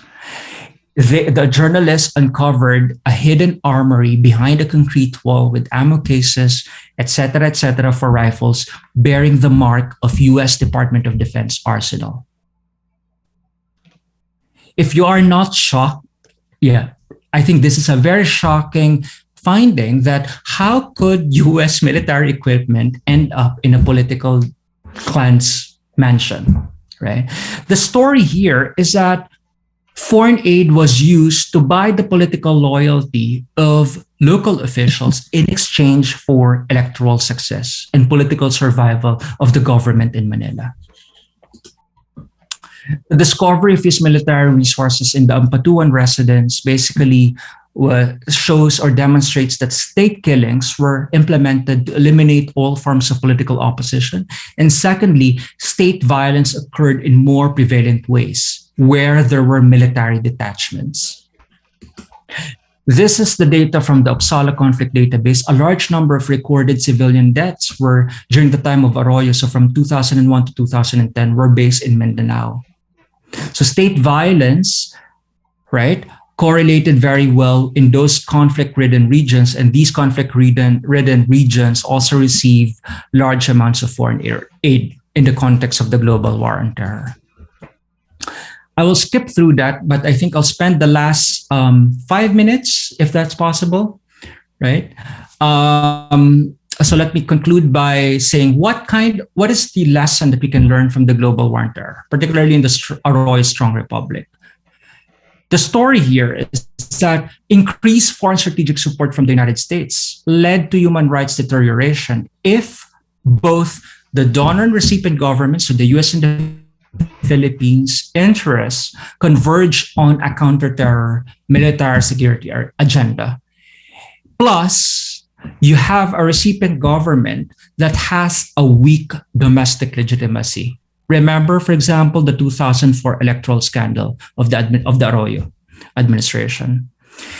To that extent, you need to buy the political loyalty of state coercive apparatus, plus you need to eliminate all forms of political opposition, including civilians, student activists, journalists. And therefore, we see that there was a spike of the number of collateral and intended human rights abuse. And this trend continued. Even in the case of the Aquino administration, there were some collateral abuses and intended human rights abuses, despite the fact that Benigno Aquino and his administration was sincerely committed to human rights promotion, primarily because of the long-standing institutional defects within the state security apparatus and also with the judiciary. Now, conclusions. The story that we can see in the Philippines and Thailand is also replicated or can be seen in other cases in the global south. You have Colombia, which is also a mutual defense treaty ally of the United States. I wrote on this subject, this was published in 2018 about the case of Colombia and the war on drugs. The US military funding to Colombia and the number of civilian killings and harassment perpetrated by the Colombian army was based on around 5,700 reported executions from 2000 to 2010.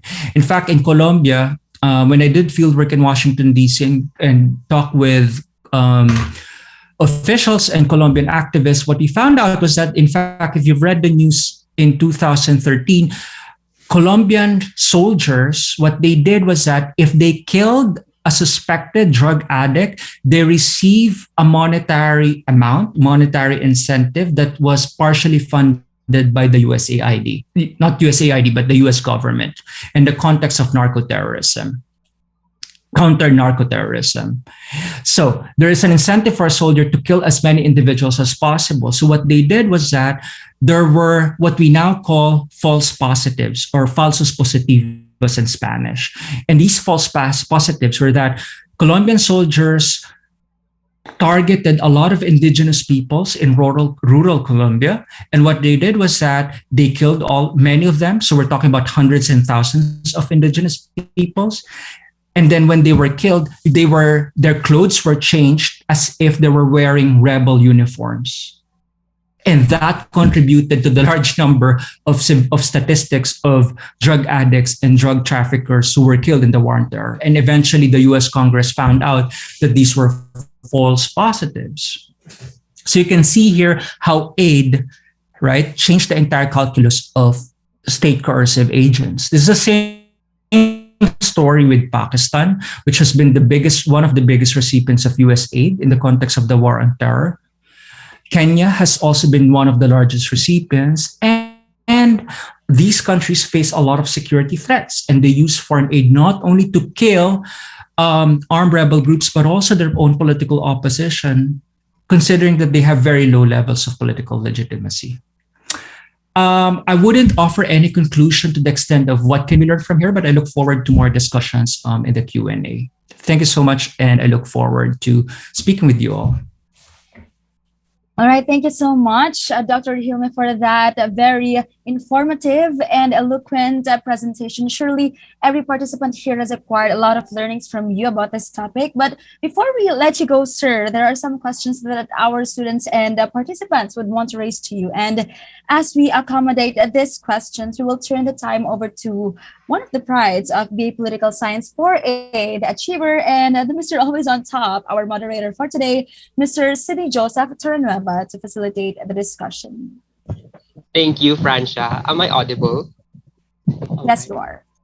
Thank you. All right. Good afternoon, Dr. Regilme, or shall I say good morning there in Netherlands? All right. We can at least give you a few minutes to drink your water after that very insightful discussion. All right. So we have prepared a couple of questions for you from the based on the registration form of the participants, and we're also still collecting questions here in Zoom and in our Facebook Live in our private Facebook group. So, Doctor, I hope you're ready for these questions. All right. So here's our first question, Doctor, from an anonymous participant. Do you think that foreign aid or foreign strategic support of US given to recipient countries has made them more dependent on these bonds? So I repeat, do you think that foreign aid or foreign strategic support of US given to recipient countries has made them more dependent? Shall I answer that question now, or will you collect different questions? Okay, so I can answer now. Okay, so this is a very complex question, but what I do say is that dependence doesn't only, so foreign aid is just one very minute component in the global world order. So in the global order that we have right now, the strategic position of many countries in the global south. So if you look into the post-1945 world order, this is a world order that can be characterized in terms of stratificatory differentiation. So when I mean to say, so Viola, for example, used the term stratificatory differentiation to the extent that different countries are stratified. So there is a hierarchy in countries. You can see this, for example, in passports, right? Passport or citizenship is an acquired property. I mean, you did not choose your parents and your parents did not choose their citizenship. And therefore, if you have a Philippine passport, you can only enter several countries without a visa. Whereas if you have a passport from the Netherlands or from the United States, you are more likely to enter other countries. So in other words, there is a sense of stratification. This stratification is also reflected in terms of the large number of resources that the country has. Secondly, there's also differentiation. So differentiation is that even though the normative principle of international law is that all countries are sovereign co-equals, but in practice, that's totally different, primarily because of the large gaps in terms of resource endowments. Now, resource endowments would include foreign aid. But the case here is that why is it the case that the United States and European countries have more resources than the Philippines, right? Why is it the case, for example, that here in the European Union, we enjoy, a relatively robust healthcare system, whereas many countries in the global south don't have that, right? It's primarily because of the rules of global economic governance, not necessarily foreign aid, right? I mean, in the post-colonial world order, before many colonies were decolonized, so former colonies which are now decolonized, rich countries or former colonizers could have redistributed wealth, right? And different sorts of resource endowments. But obviously that did not happen. And therefore, this created path-dependent gaps in terms of resources. Can you just imagine? So I'll give you an example before I close off this, my response to that first question. If you look, for example, into the politics of chocolate.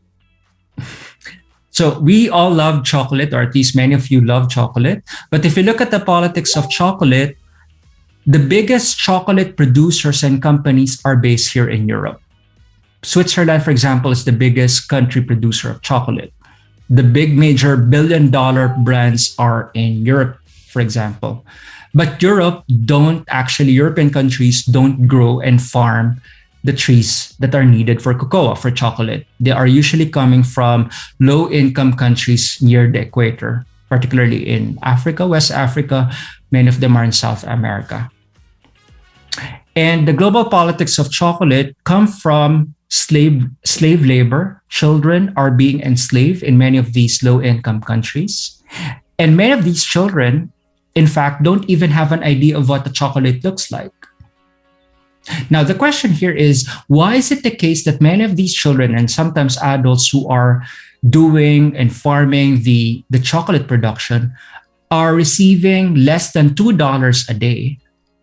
Whereas if that chocolate is being produced here in Europe, it costs hundreds of dollars, depending on the type of chocolate. That is a difference in terms of how we value labor in the global economy. And those are the rules of global governance. So going back to foreign aid, donor countries might tag foreign aid as aid. This is something that we give you. We have this, we have the option not to give you, but we're giving this to you out of altruism, right, or charity, but that's not really the case. This is something that resulted from asymmetries in global material power that were reinforced and bolstered by the unfair rules of global economic governance. One class example would be the COVID-19 pandemic. COVID-19 vaccines. The vaccines were licensed.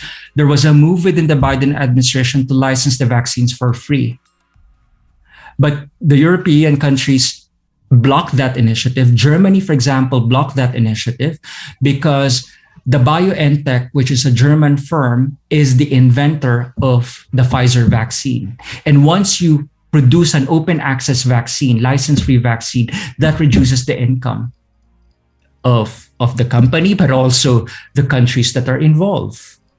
So what happened then is now the US government is giving out these vaccines, and many countries say thank you, and we become the more dependent. But this question of dependence has to be teased out in terms of, number one, the historical relationship between hierarchy in the world order, but secondly, in terms of the unfair rules of global governance.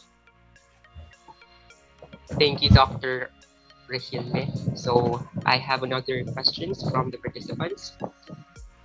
These are two related questions, Doctor. So what do you think prompted the differences as to why countries perceive US foreign aid compared to foreign aid from other countries like Russia, Japan, and China? And then second is that you mentioned different countries in your discussions that have received the most foreign aid. But how come that after receiving the most foreign aid, they are still relying on foreign aid up to this day from United States of America? So what are your thoughts on these questions, Doctor? So foreign aid is largely, in the economic literature, this is considered as a fungible resource. So when you say fungible resource, it's subject to arbitrary spending. Once foreign aid amounts enter the coffers of the recipient state, it is up to the state to spend it.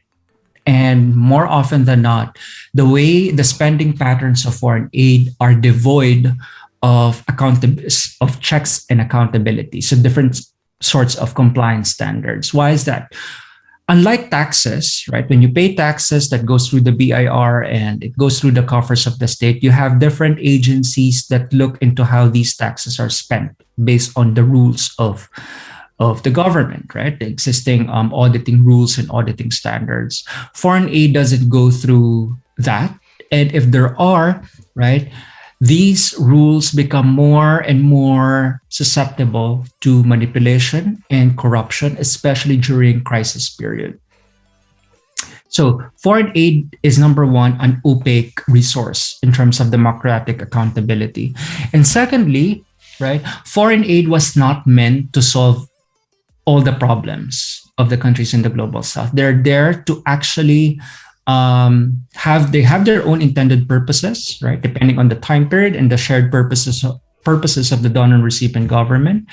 But they are meant to complement the domestic resources of the recipient government. That's why in the causal story that I offer in the book, I don't only focus on foreign aid, I also focus on the domestic resources, how the budget of the executive branch of the government was spent and for what purpose.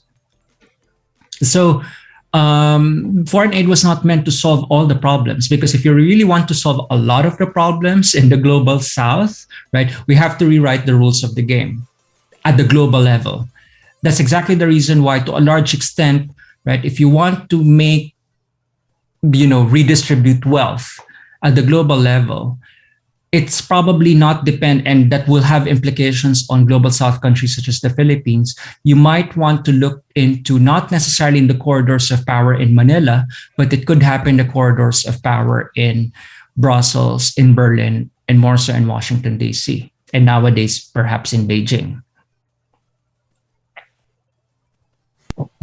Thank you so much, Dr. Regilme. Right now, I'm going to entertain a question from one of our participants, University of Nueva Cáceres, Professor Percival Tordilla. Dr. Regilme is also messaged in our Zoom chat, so you can also read the question while I am reading it aloud for the audience. So number one, would reducing or even stopping US aid for certain countries increase the likelihood of human rights violations, or would it contribute to conditions that make these violations more common? And second, do you think that the culture of impunity in terms of human rights violations is connected to the fact that there is no reliable structures that ensure such violations are dealt with harshly? So your thoughts on this, Doctor?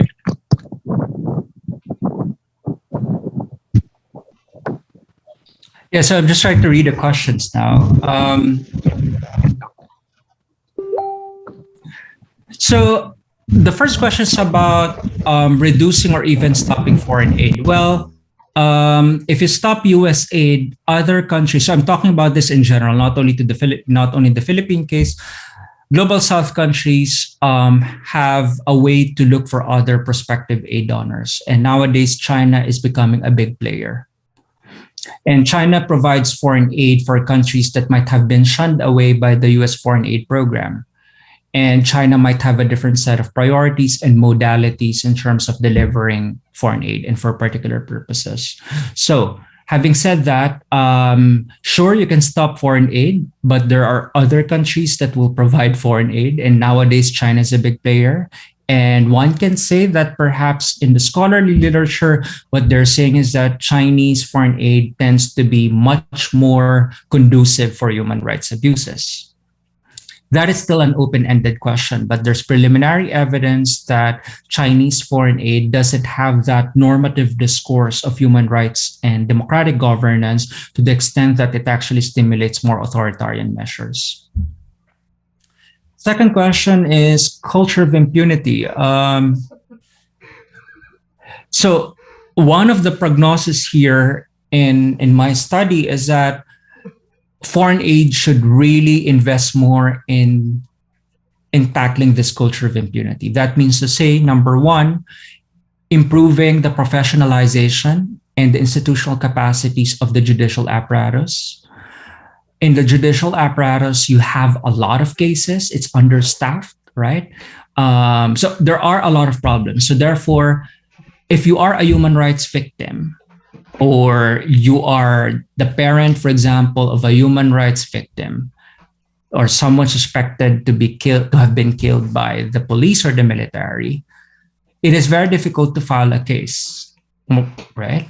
Especially if you look into the current situation, that's another story, but it's very difficult to file a case, and the judicial branch is inundated with a lot of these cases. There's a problem with judicial professionalization and capacity building. So aid has to tackle that. Secondly, there's also a problem with professionalization within the police and military. So perhaps we also need to ensure that these institutions are provided the tools, but also awareness on their commitments to fundamental human rights as guaranteed by the Constitution. In fact, the Aquino administration so I'm talking about the Benigno Aquino administration, did a lot of institutional measures to improve human rights. For example, during the Aquino administration, every regional desk of the AFP, the Armed Forces of the Philippines, had a human rights officer. So there were so many of these kinds of human rights building program, even within the military and the police. But obviously, the executive branch's power on improving this takes a lot of time. Number one, it takes time to improve these outcomes. So having said that, these structures have to be addressed, but they take a lot of investments, both from in terms of foreign aid, but also domestic resources. And in competitive electoral democracies such as the Philippines, right? I mean, presidential administrations come and go, and they have different priorities. Thank you so much. All right, let us proceed with the next question. I am bombarded with a lot of questions, Dr. Regilme. I hope you still have a lot of time. All right. For the next question, this is coming from our class, Dr. Regilme. So this is our class question to the discussion. With the rise of China's Belt and Road Initiative and its rising presence in the Middle East, Europe, and the Indo-Pacific, through granting aids and support even with nations deemed hostile, where does that leave U.S. power and influence in the world, especially during the wake of Trump's isolationist policies and Biden's withdrawal from Afghanistan? Does this usher in a new world order? I will also send the question in the chat for you to read the question, sir. All right.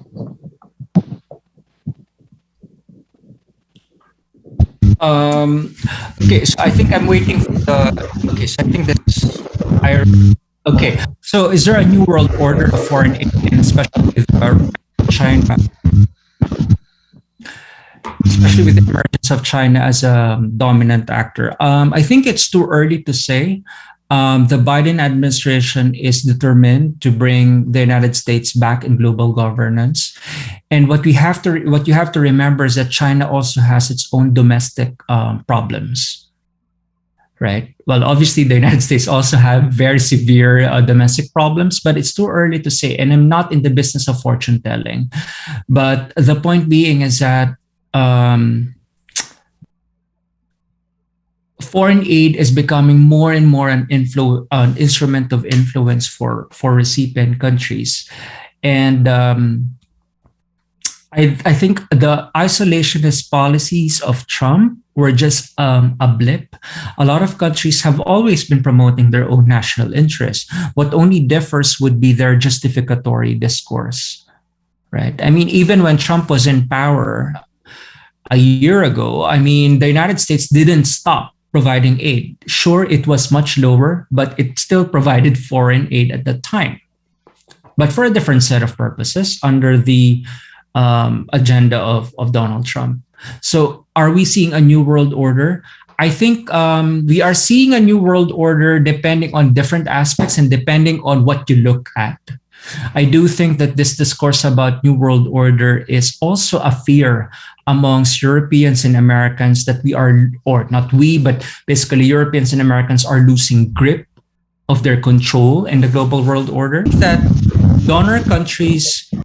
What do you think are the implications of the US foreign policy in the current situation of the ASEAN region, along with China's rising aggression and influence in the region? How do you think China would further act on this matter?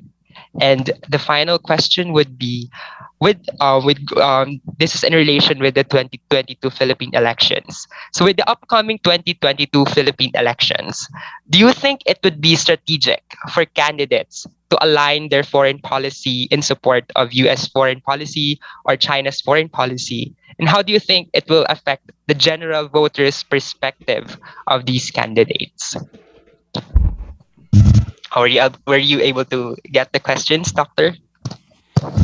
Yeah, so the first set of questions regarding what China would probably do. So this is a predictive question. So I'm not in all the political science has a predictive function, but I'm not really in the business of fortune telling. What we do know is that China is in the verge of expanding its political influence beyond its own immediate region, and there's nothing exceptional about that because the United States also did that.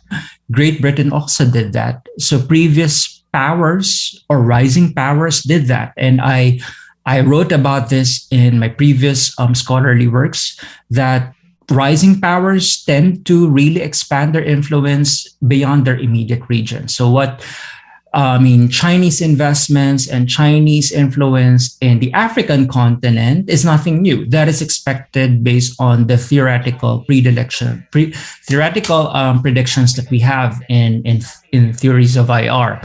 So, how would China act in the case of Afghanistan? I think if I understood that correctly, I do not know. What we do know is that it is expected that China will expand its influence, especially because there are a large number of reasons for that. But if you are coming from a historical materialist perspective, the idea is that China needs to keep expanding its influence, primarily because it needs resources and it needs markets for its own products and goods. So, in other words, this political and military expansion is co-constituted by economic interests, not only in terms of short term, but in the long term. That's nothing new about China, by the way. I mean, the United States did this. I mean, the United States expanded, I mean, the Mutual Defense Treaty and as well as the United States protection on Europe right after the Second World War and even until now, the security guarantees of the United States was not purely about military and political security, but it's also about protection of American capitalist interests. So that's number one. I think the second question is about the 2022 Philippine elections. I think I could send an open access article to the organizer, but I recently published an article in Political Geography. It's called Contested Spaces. It's a long title, but it starts with contested spaces, but it looks into the 2016 and 2019 electoral data.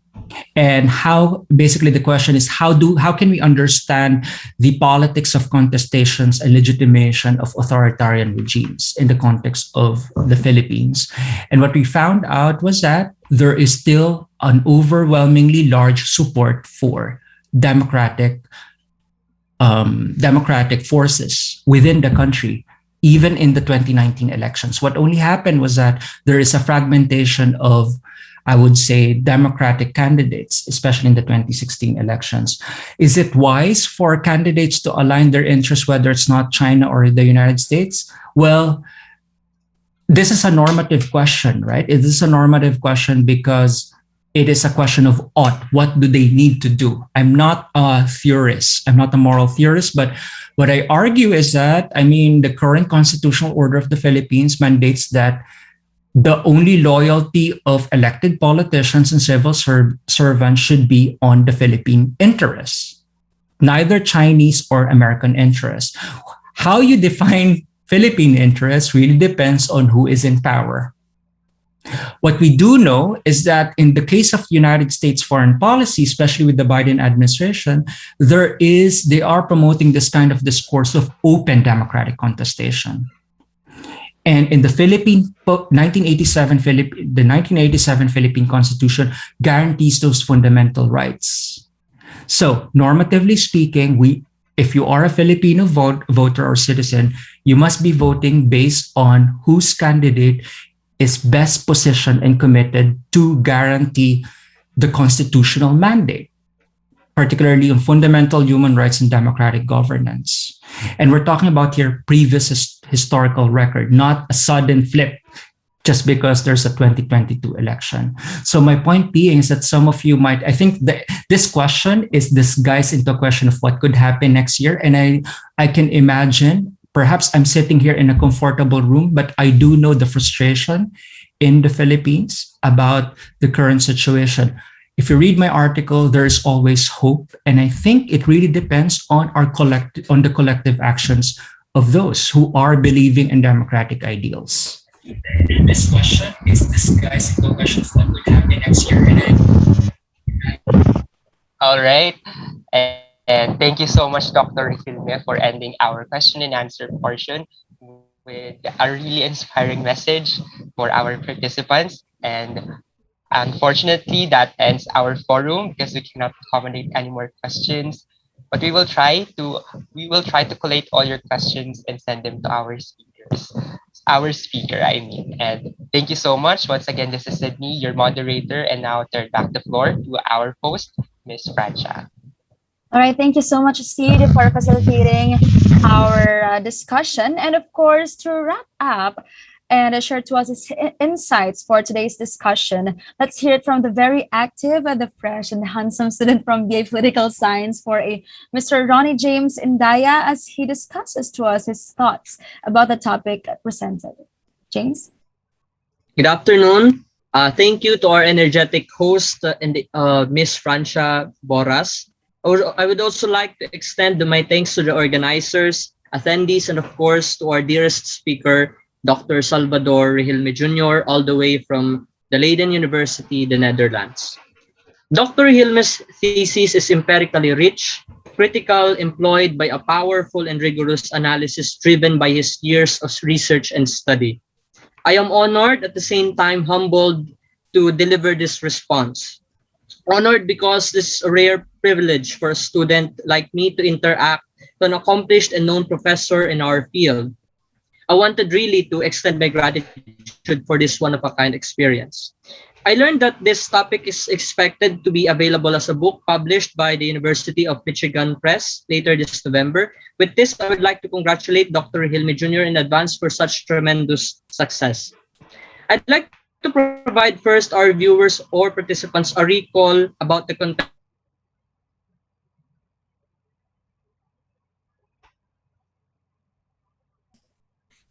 Who are those nations benefiting US foreign aid and why US is doing this?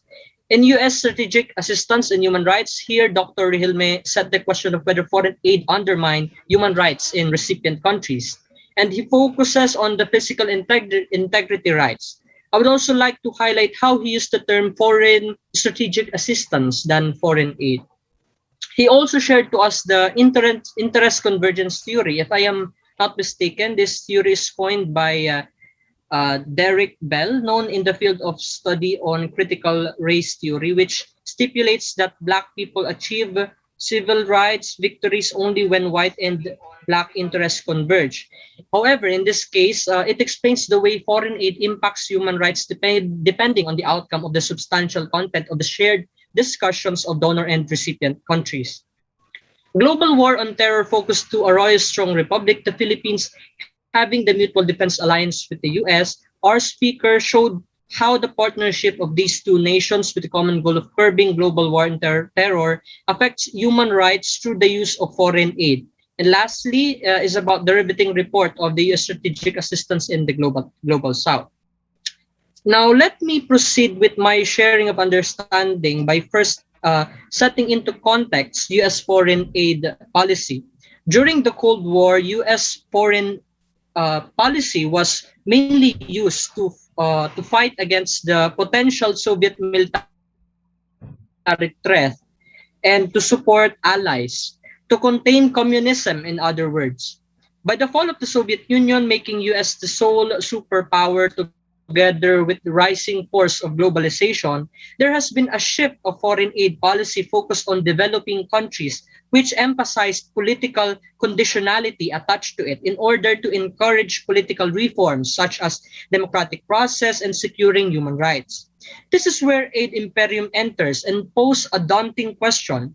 Why does an increase in foreign aid from the United States appear to correlate with a rise in human rights abuses in recipient countries?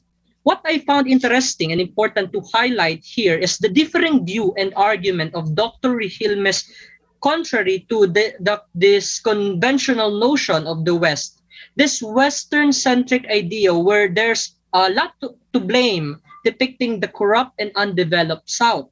From here, Dr. Regilme powerfully argued that what we deemed as periphery or passive actors, meaning the beneficiaries are not really passive at all. Instead, he invites us to look at in a different view contrary to this Western narrative that these countries actively shape their own trajectory and strategically embed locally in a certain way that adopts the country's needs and of course according to its own circumstances. This is interesting because we will understand the dynamics of foreign aid affecting certain areas, particularly human rights. And this actually support the premise that indeed foreign aid is really not into the question of good or bad, but rather a tool that will transform depending on the agenda of both the recipient and donor country as it reflects from the data presented by Dr. Regilme. It is unfortunate to know how such powerful and promising tool that could actually change lives for the better are being put into use counterproductive in the preservation of rights, targeting activists, journalists, lawyers, etc. I was bothered at the same time saddened by the data presented concerning the lack of judicial power, the corruption of judicial and coercive apparatus, our police, military forces. In effect, we failed to stop and in fact persist a culture of impunity, even without a declared policy or state-initiated operations that will undermine human rights, such as in the case of the administration of Aquino III. This is because of the fact that such institutions are failing. They are endemically corrupt from the roots, where even a leader with a good intent cannot resolve. This manifests strongly an internal reform to change this backward culture. It is also worthy to note how intelligently Dr. Regilme managed to present us with a solid, incredible figures by cross-checking the data from USAID Green Book and the data from the local human rights group as he answers his main thesis. I want to say further that this is powerful academic research that will offer rich and an in-depth explanation about foreign aid, where we usually view, at least from the perspective of a general viewer, uh, positively without realizing how it impacts our domestic policies for the worst. Personally, this topic is novel to me. Not so many researchers are into this. And this project of Dr. Hilme fills that gap, a brilliant and original study brought by his dedication and aptitude. With this, Dr. Hilme, I am left with certain questions that I'm aching to ask, if you don't mind. This question will also serve as my conclusion for this segment. Number one, Dr. Hilme, what do you think is the driving force causing U.S. to shift from typical economic aid to national security development in certain countries, especially during the Biden administration? That's the first question. And number two, in your study, did you see a pattern where foreign aid weighed much beneficial to the donor country than the recipient? If so, in what way? And how can we, the recipient, change this scenario? Thank you so much, Doctor. This is my honor.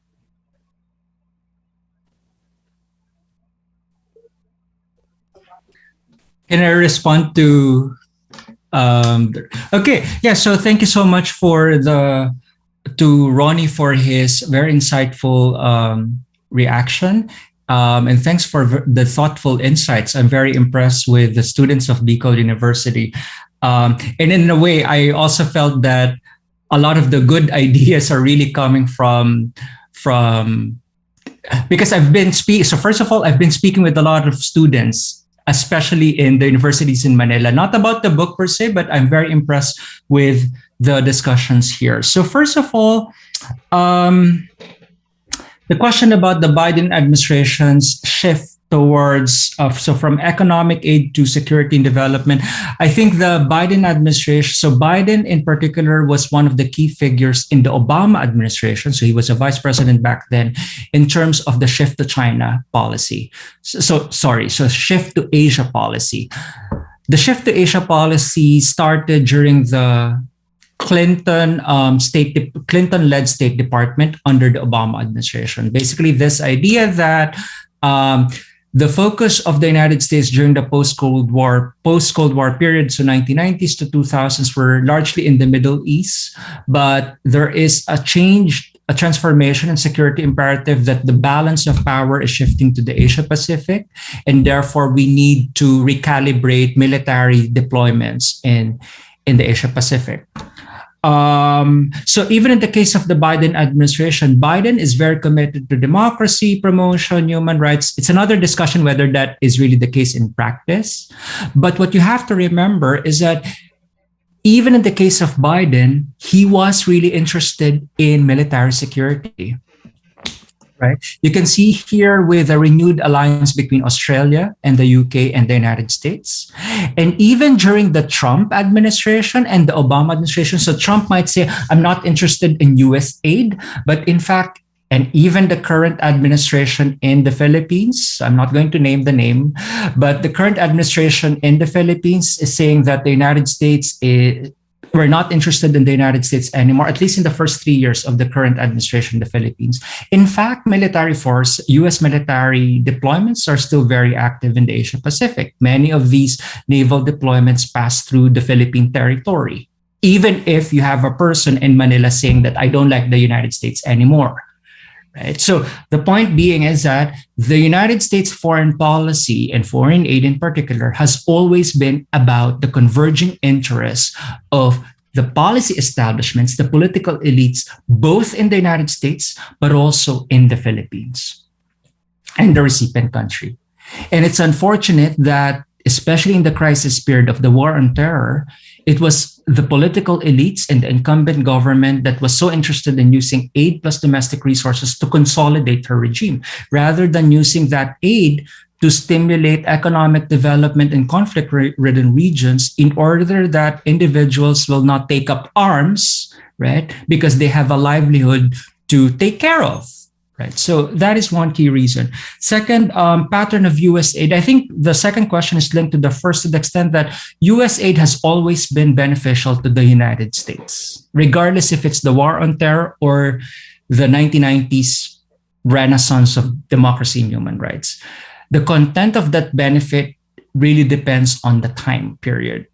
The United States nowadays is much more interested in defending the maritime routes in the Asia Pacific, the South China Sea. Once the US loses control of the South China Sea, or now we call the West Philippine Sea, Western powers, the United States and European countries will have a very difficult time in transporting their goods in the South China Sea. 60% of world trade passes through South China Sea. If the Chinese take control of that, Europeans and Americans will be threatened. I mean, their economic interests will be threatened. So now it's about maritime routes. Before it was democracy promotion. During the Cold War, the United States was very much interested in using democracy vis-a-vis communism against the Soviet Union. But in fact, the United States was supporting covert operations, military operations in the global south in South America, or even the Marcos regime in the Philippines, right? So with increased state violence. So it has always been beneficial to the US. The question there is, how do we make use of these resources to stimulate the well-being, to improve the well-being of the most marginalized populations in recipient countries? That is an open question.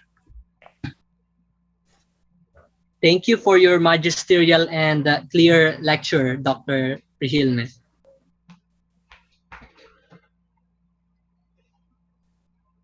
Thank you so much, Ronnie, and the organizers. All right, thank you very much for that, Ronnie James Indaya, for facilitating the discussion, and also to Dr. Regilme. And at this juncture, we are coming very close to the end of this activity. But before that, we would like to extend our sincerest gratitude to our resource speaker, Dr. Regilme, for gracing our event today as we award to him the Certificate of Commendation. Let me read to you the citation.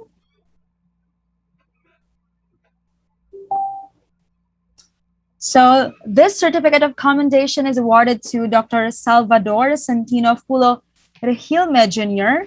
for imparting his knowledge and expertise as a speaker on the topic International Relations and Human Rights during the Aid Imperium, United States Foreign Policy and Post-Cold War Southeast Asia, with the theme Understanding Regional Issues, Creating Solutions, Strengthening Shared Values Through International Relations, held on October 4, 2021 via Zoom and Facebook Live. Given this fourth day of November 2021 at Bicol University College of Social Sciences and Philosophy, Daraga Albay, Philippines. Signed by Ms. Patricia Rene Latagan, the overall head of this webinar, Denmark Kim Briones, the president of a political science club, Mr. Peter Adam Daet, the advisor of MC9 Seminar on Special Topics and Political Science, Professor Eileen B. Sarte, the advisor of Political Science Club, and Dr. Cesar Arau, the chairman of Biopolitical Science Department. Thank you so much, sir. Thank you so much to everyone, particularly the student organizers, to Professor Peter Daet, the administration of Bicol University. It is an honor for me to speak with you all, albeit virtually. Perhaps some of you might have known, or I mentioned this to Professor Daet. My father has some roots from the Bicol region, so particularly from Albay. So this is an honor for me and a rare opportunity to speak with you all. So thank you so much for the discussions, and I wish you all the best for the future. Yes, thank you so much, sir. And again, let's give him a virtual round of applause. But before we let you go, sir, for the photo opportunity, we are requesting everyone of the participants here in the Zoom meeting to please turn on your cameras for a photo opportunity together with our dear resource speaker for today. So may we request also the assistance of the technical team for the photo opportunity. So as we wait for everyone to turn on their cameras, I would like also to thank the organization partners of this webinar event for today. We have Bicol University Student Council, the BU College of Social Sciences and Philosophy College Student Council, Buklod or Bicol University UNESCO Club, Buklod BU, League of Liberal Reformists Reforma, Bicol University League of Democrats, Bicol University Integrity Crusaders, League of Liberal Reformists Reforma CSSP Chapter, Red Cross Youth Council, Young Philosopher Society, Order of the Blue Feather Society, Ciencia, BU League of Democrats CSSP Chapter, Olympia Club of Sports and Recreation, Peer Counselors Organization in support of a Philippine Youth Development Plan and Peace Building and Security. All right, thank you so much. And now I think everyone is ready for the photo opportunity. Okay na po ba from Tech Team? Can I hear a cue? Yes po, okay na po. All right, so I will be counting. Okay, so 1, 2, 3, smile. All right, another one. And 3, 2, 1, smile. Last. Sorry, sir. All right, last. Okay na ba, everyone? In 3, 2, 1, smile. All right, there you have it, ladies and gentlemen. Thank you so much, Sir Regilme, for gracing our event for today. Our sincerest gratitude for you, and of course to everyone who joined us live on our Facebook page, and also the participants from the University of St. Anthony and University of Nueva Cáceres for joining with us today. And of course, the success of this event for today won't be possible without the support of the following partner organizations. Once again.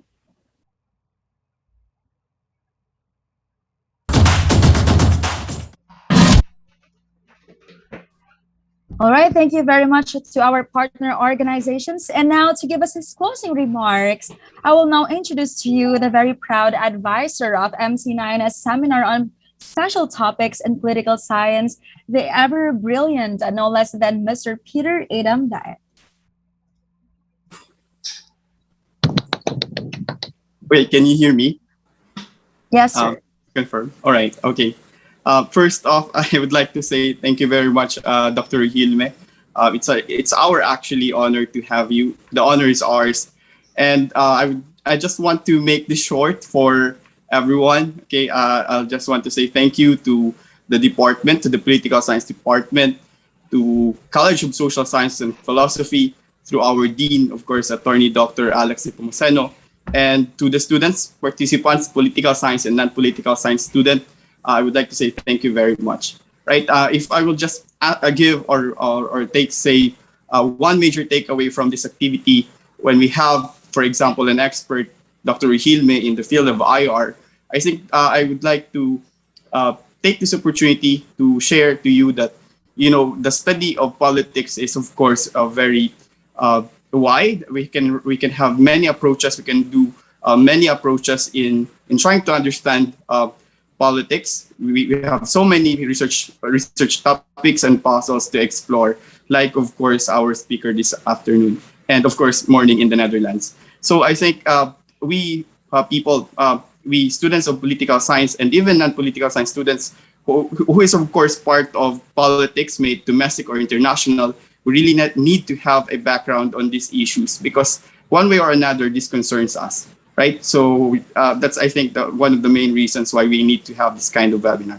So thank you very much again to the students of Bicol University, and also we have invited students from Ateneo de Naga, and of course from University of Nueva Cáceres, and of course from USAN, University of St. Anthony. Thank you very much again on behalf of the organizers and of course of Bicol University. Thank you very much, Dr. Regilme, and nice to see you, Professor. Thank you.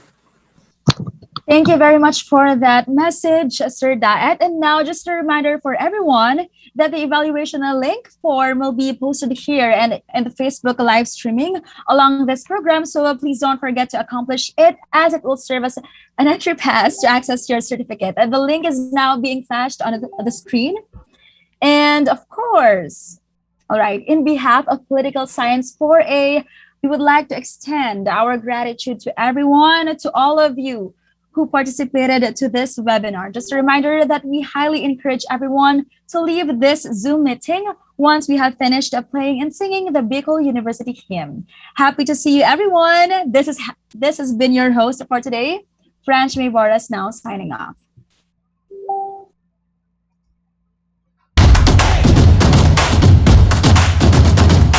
Recording stopped.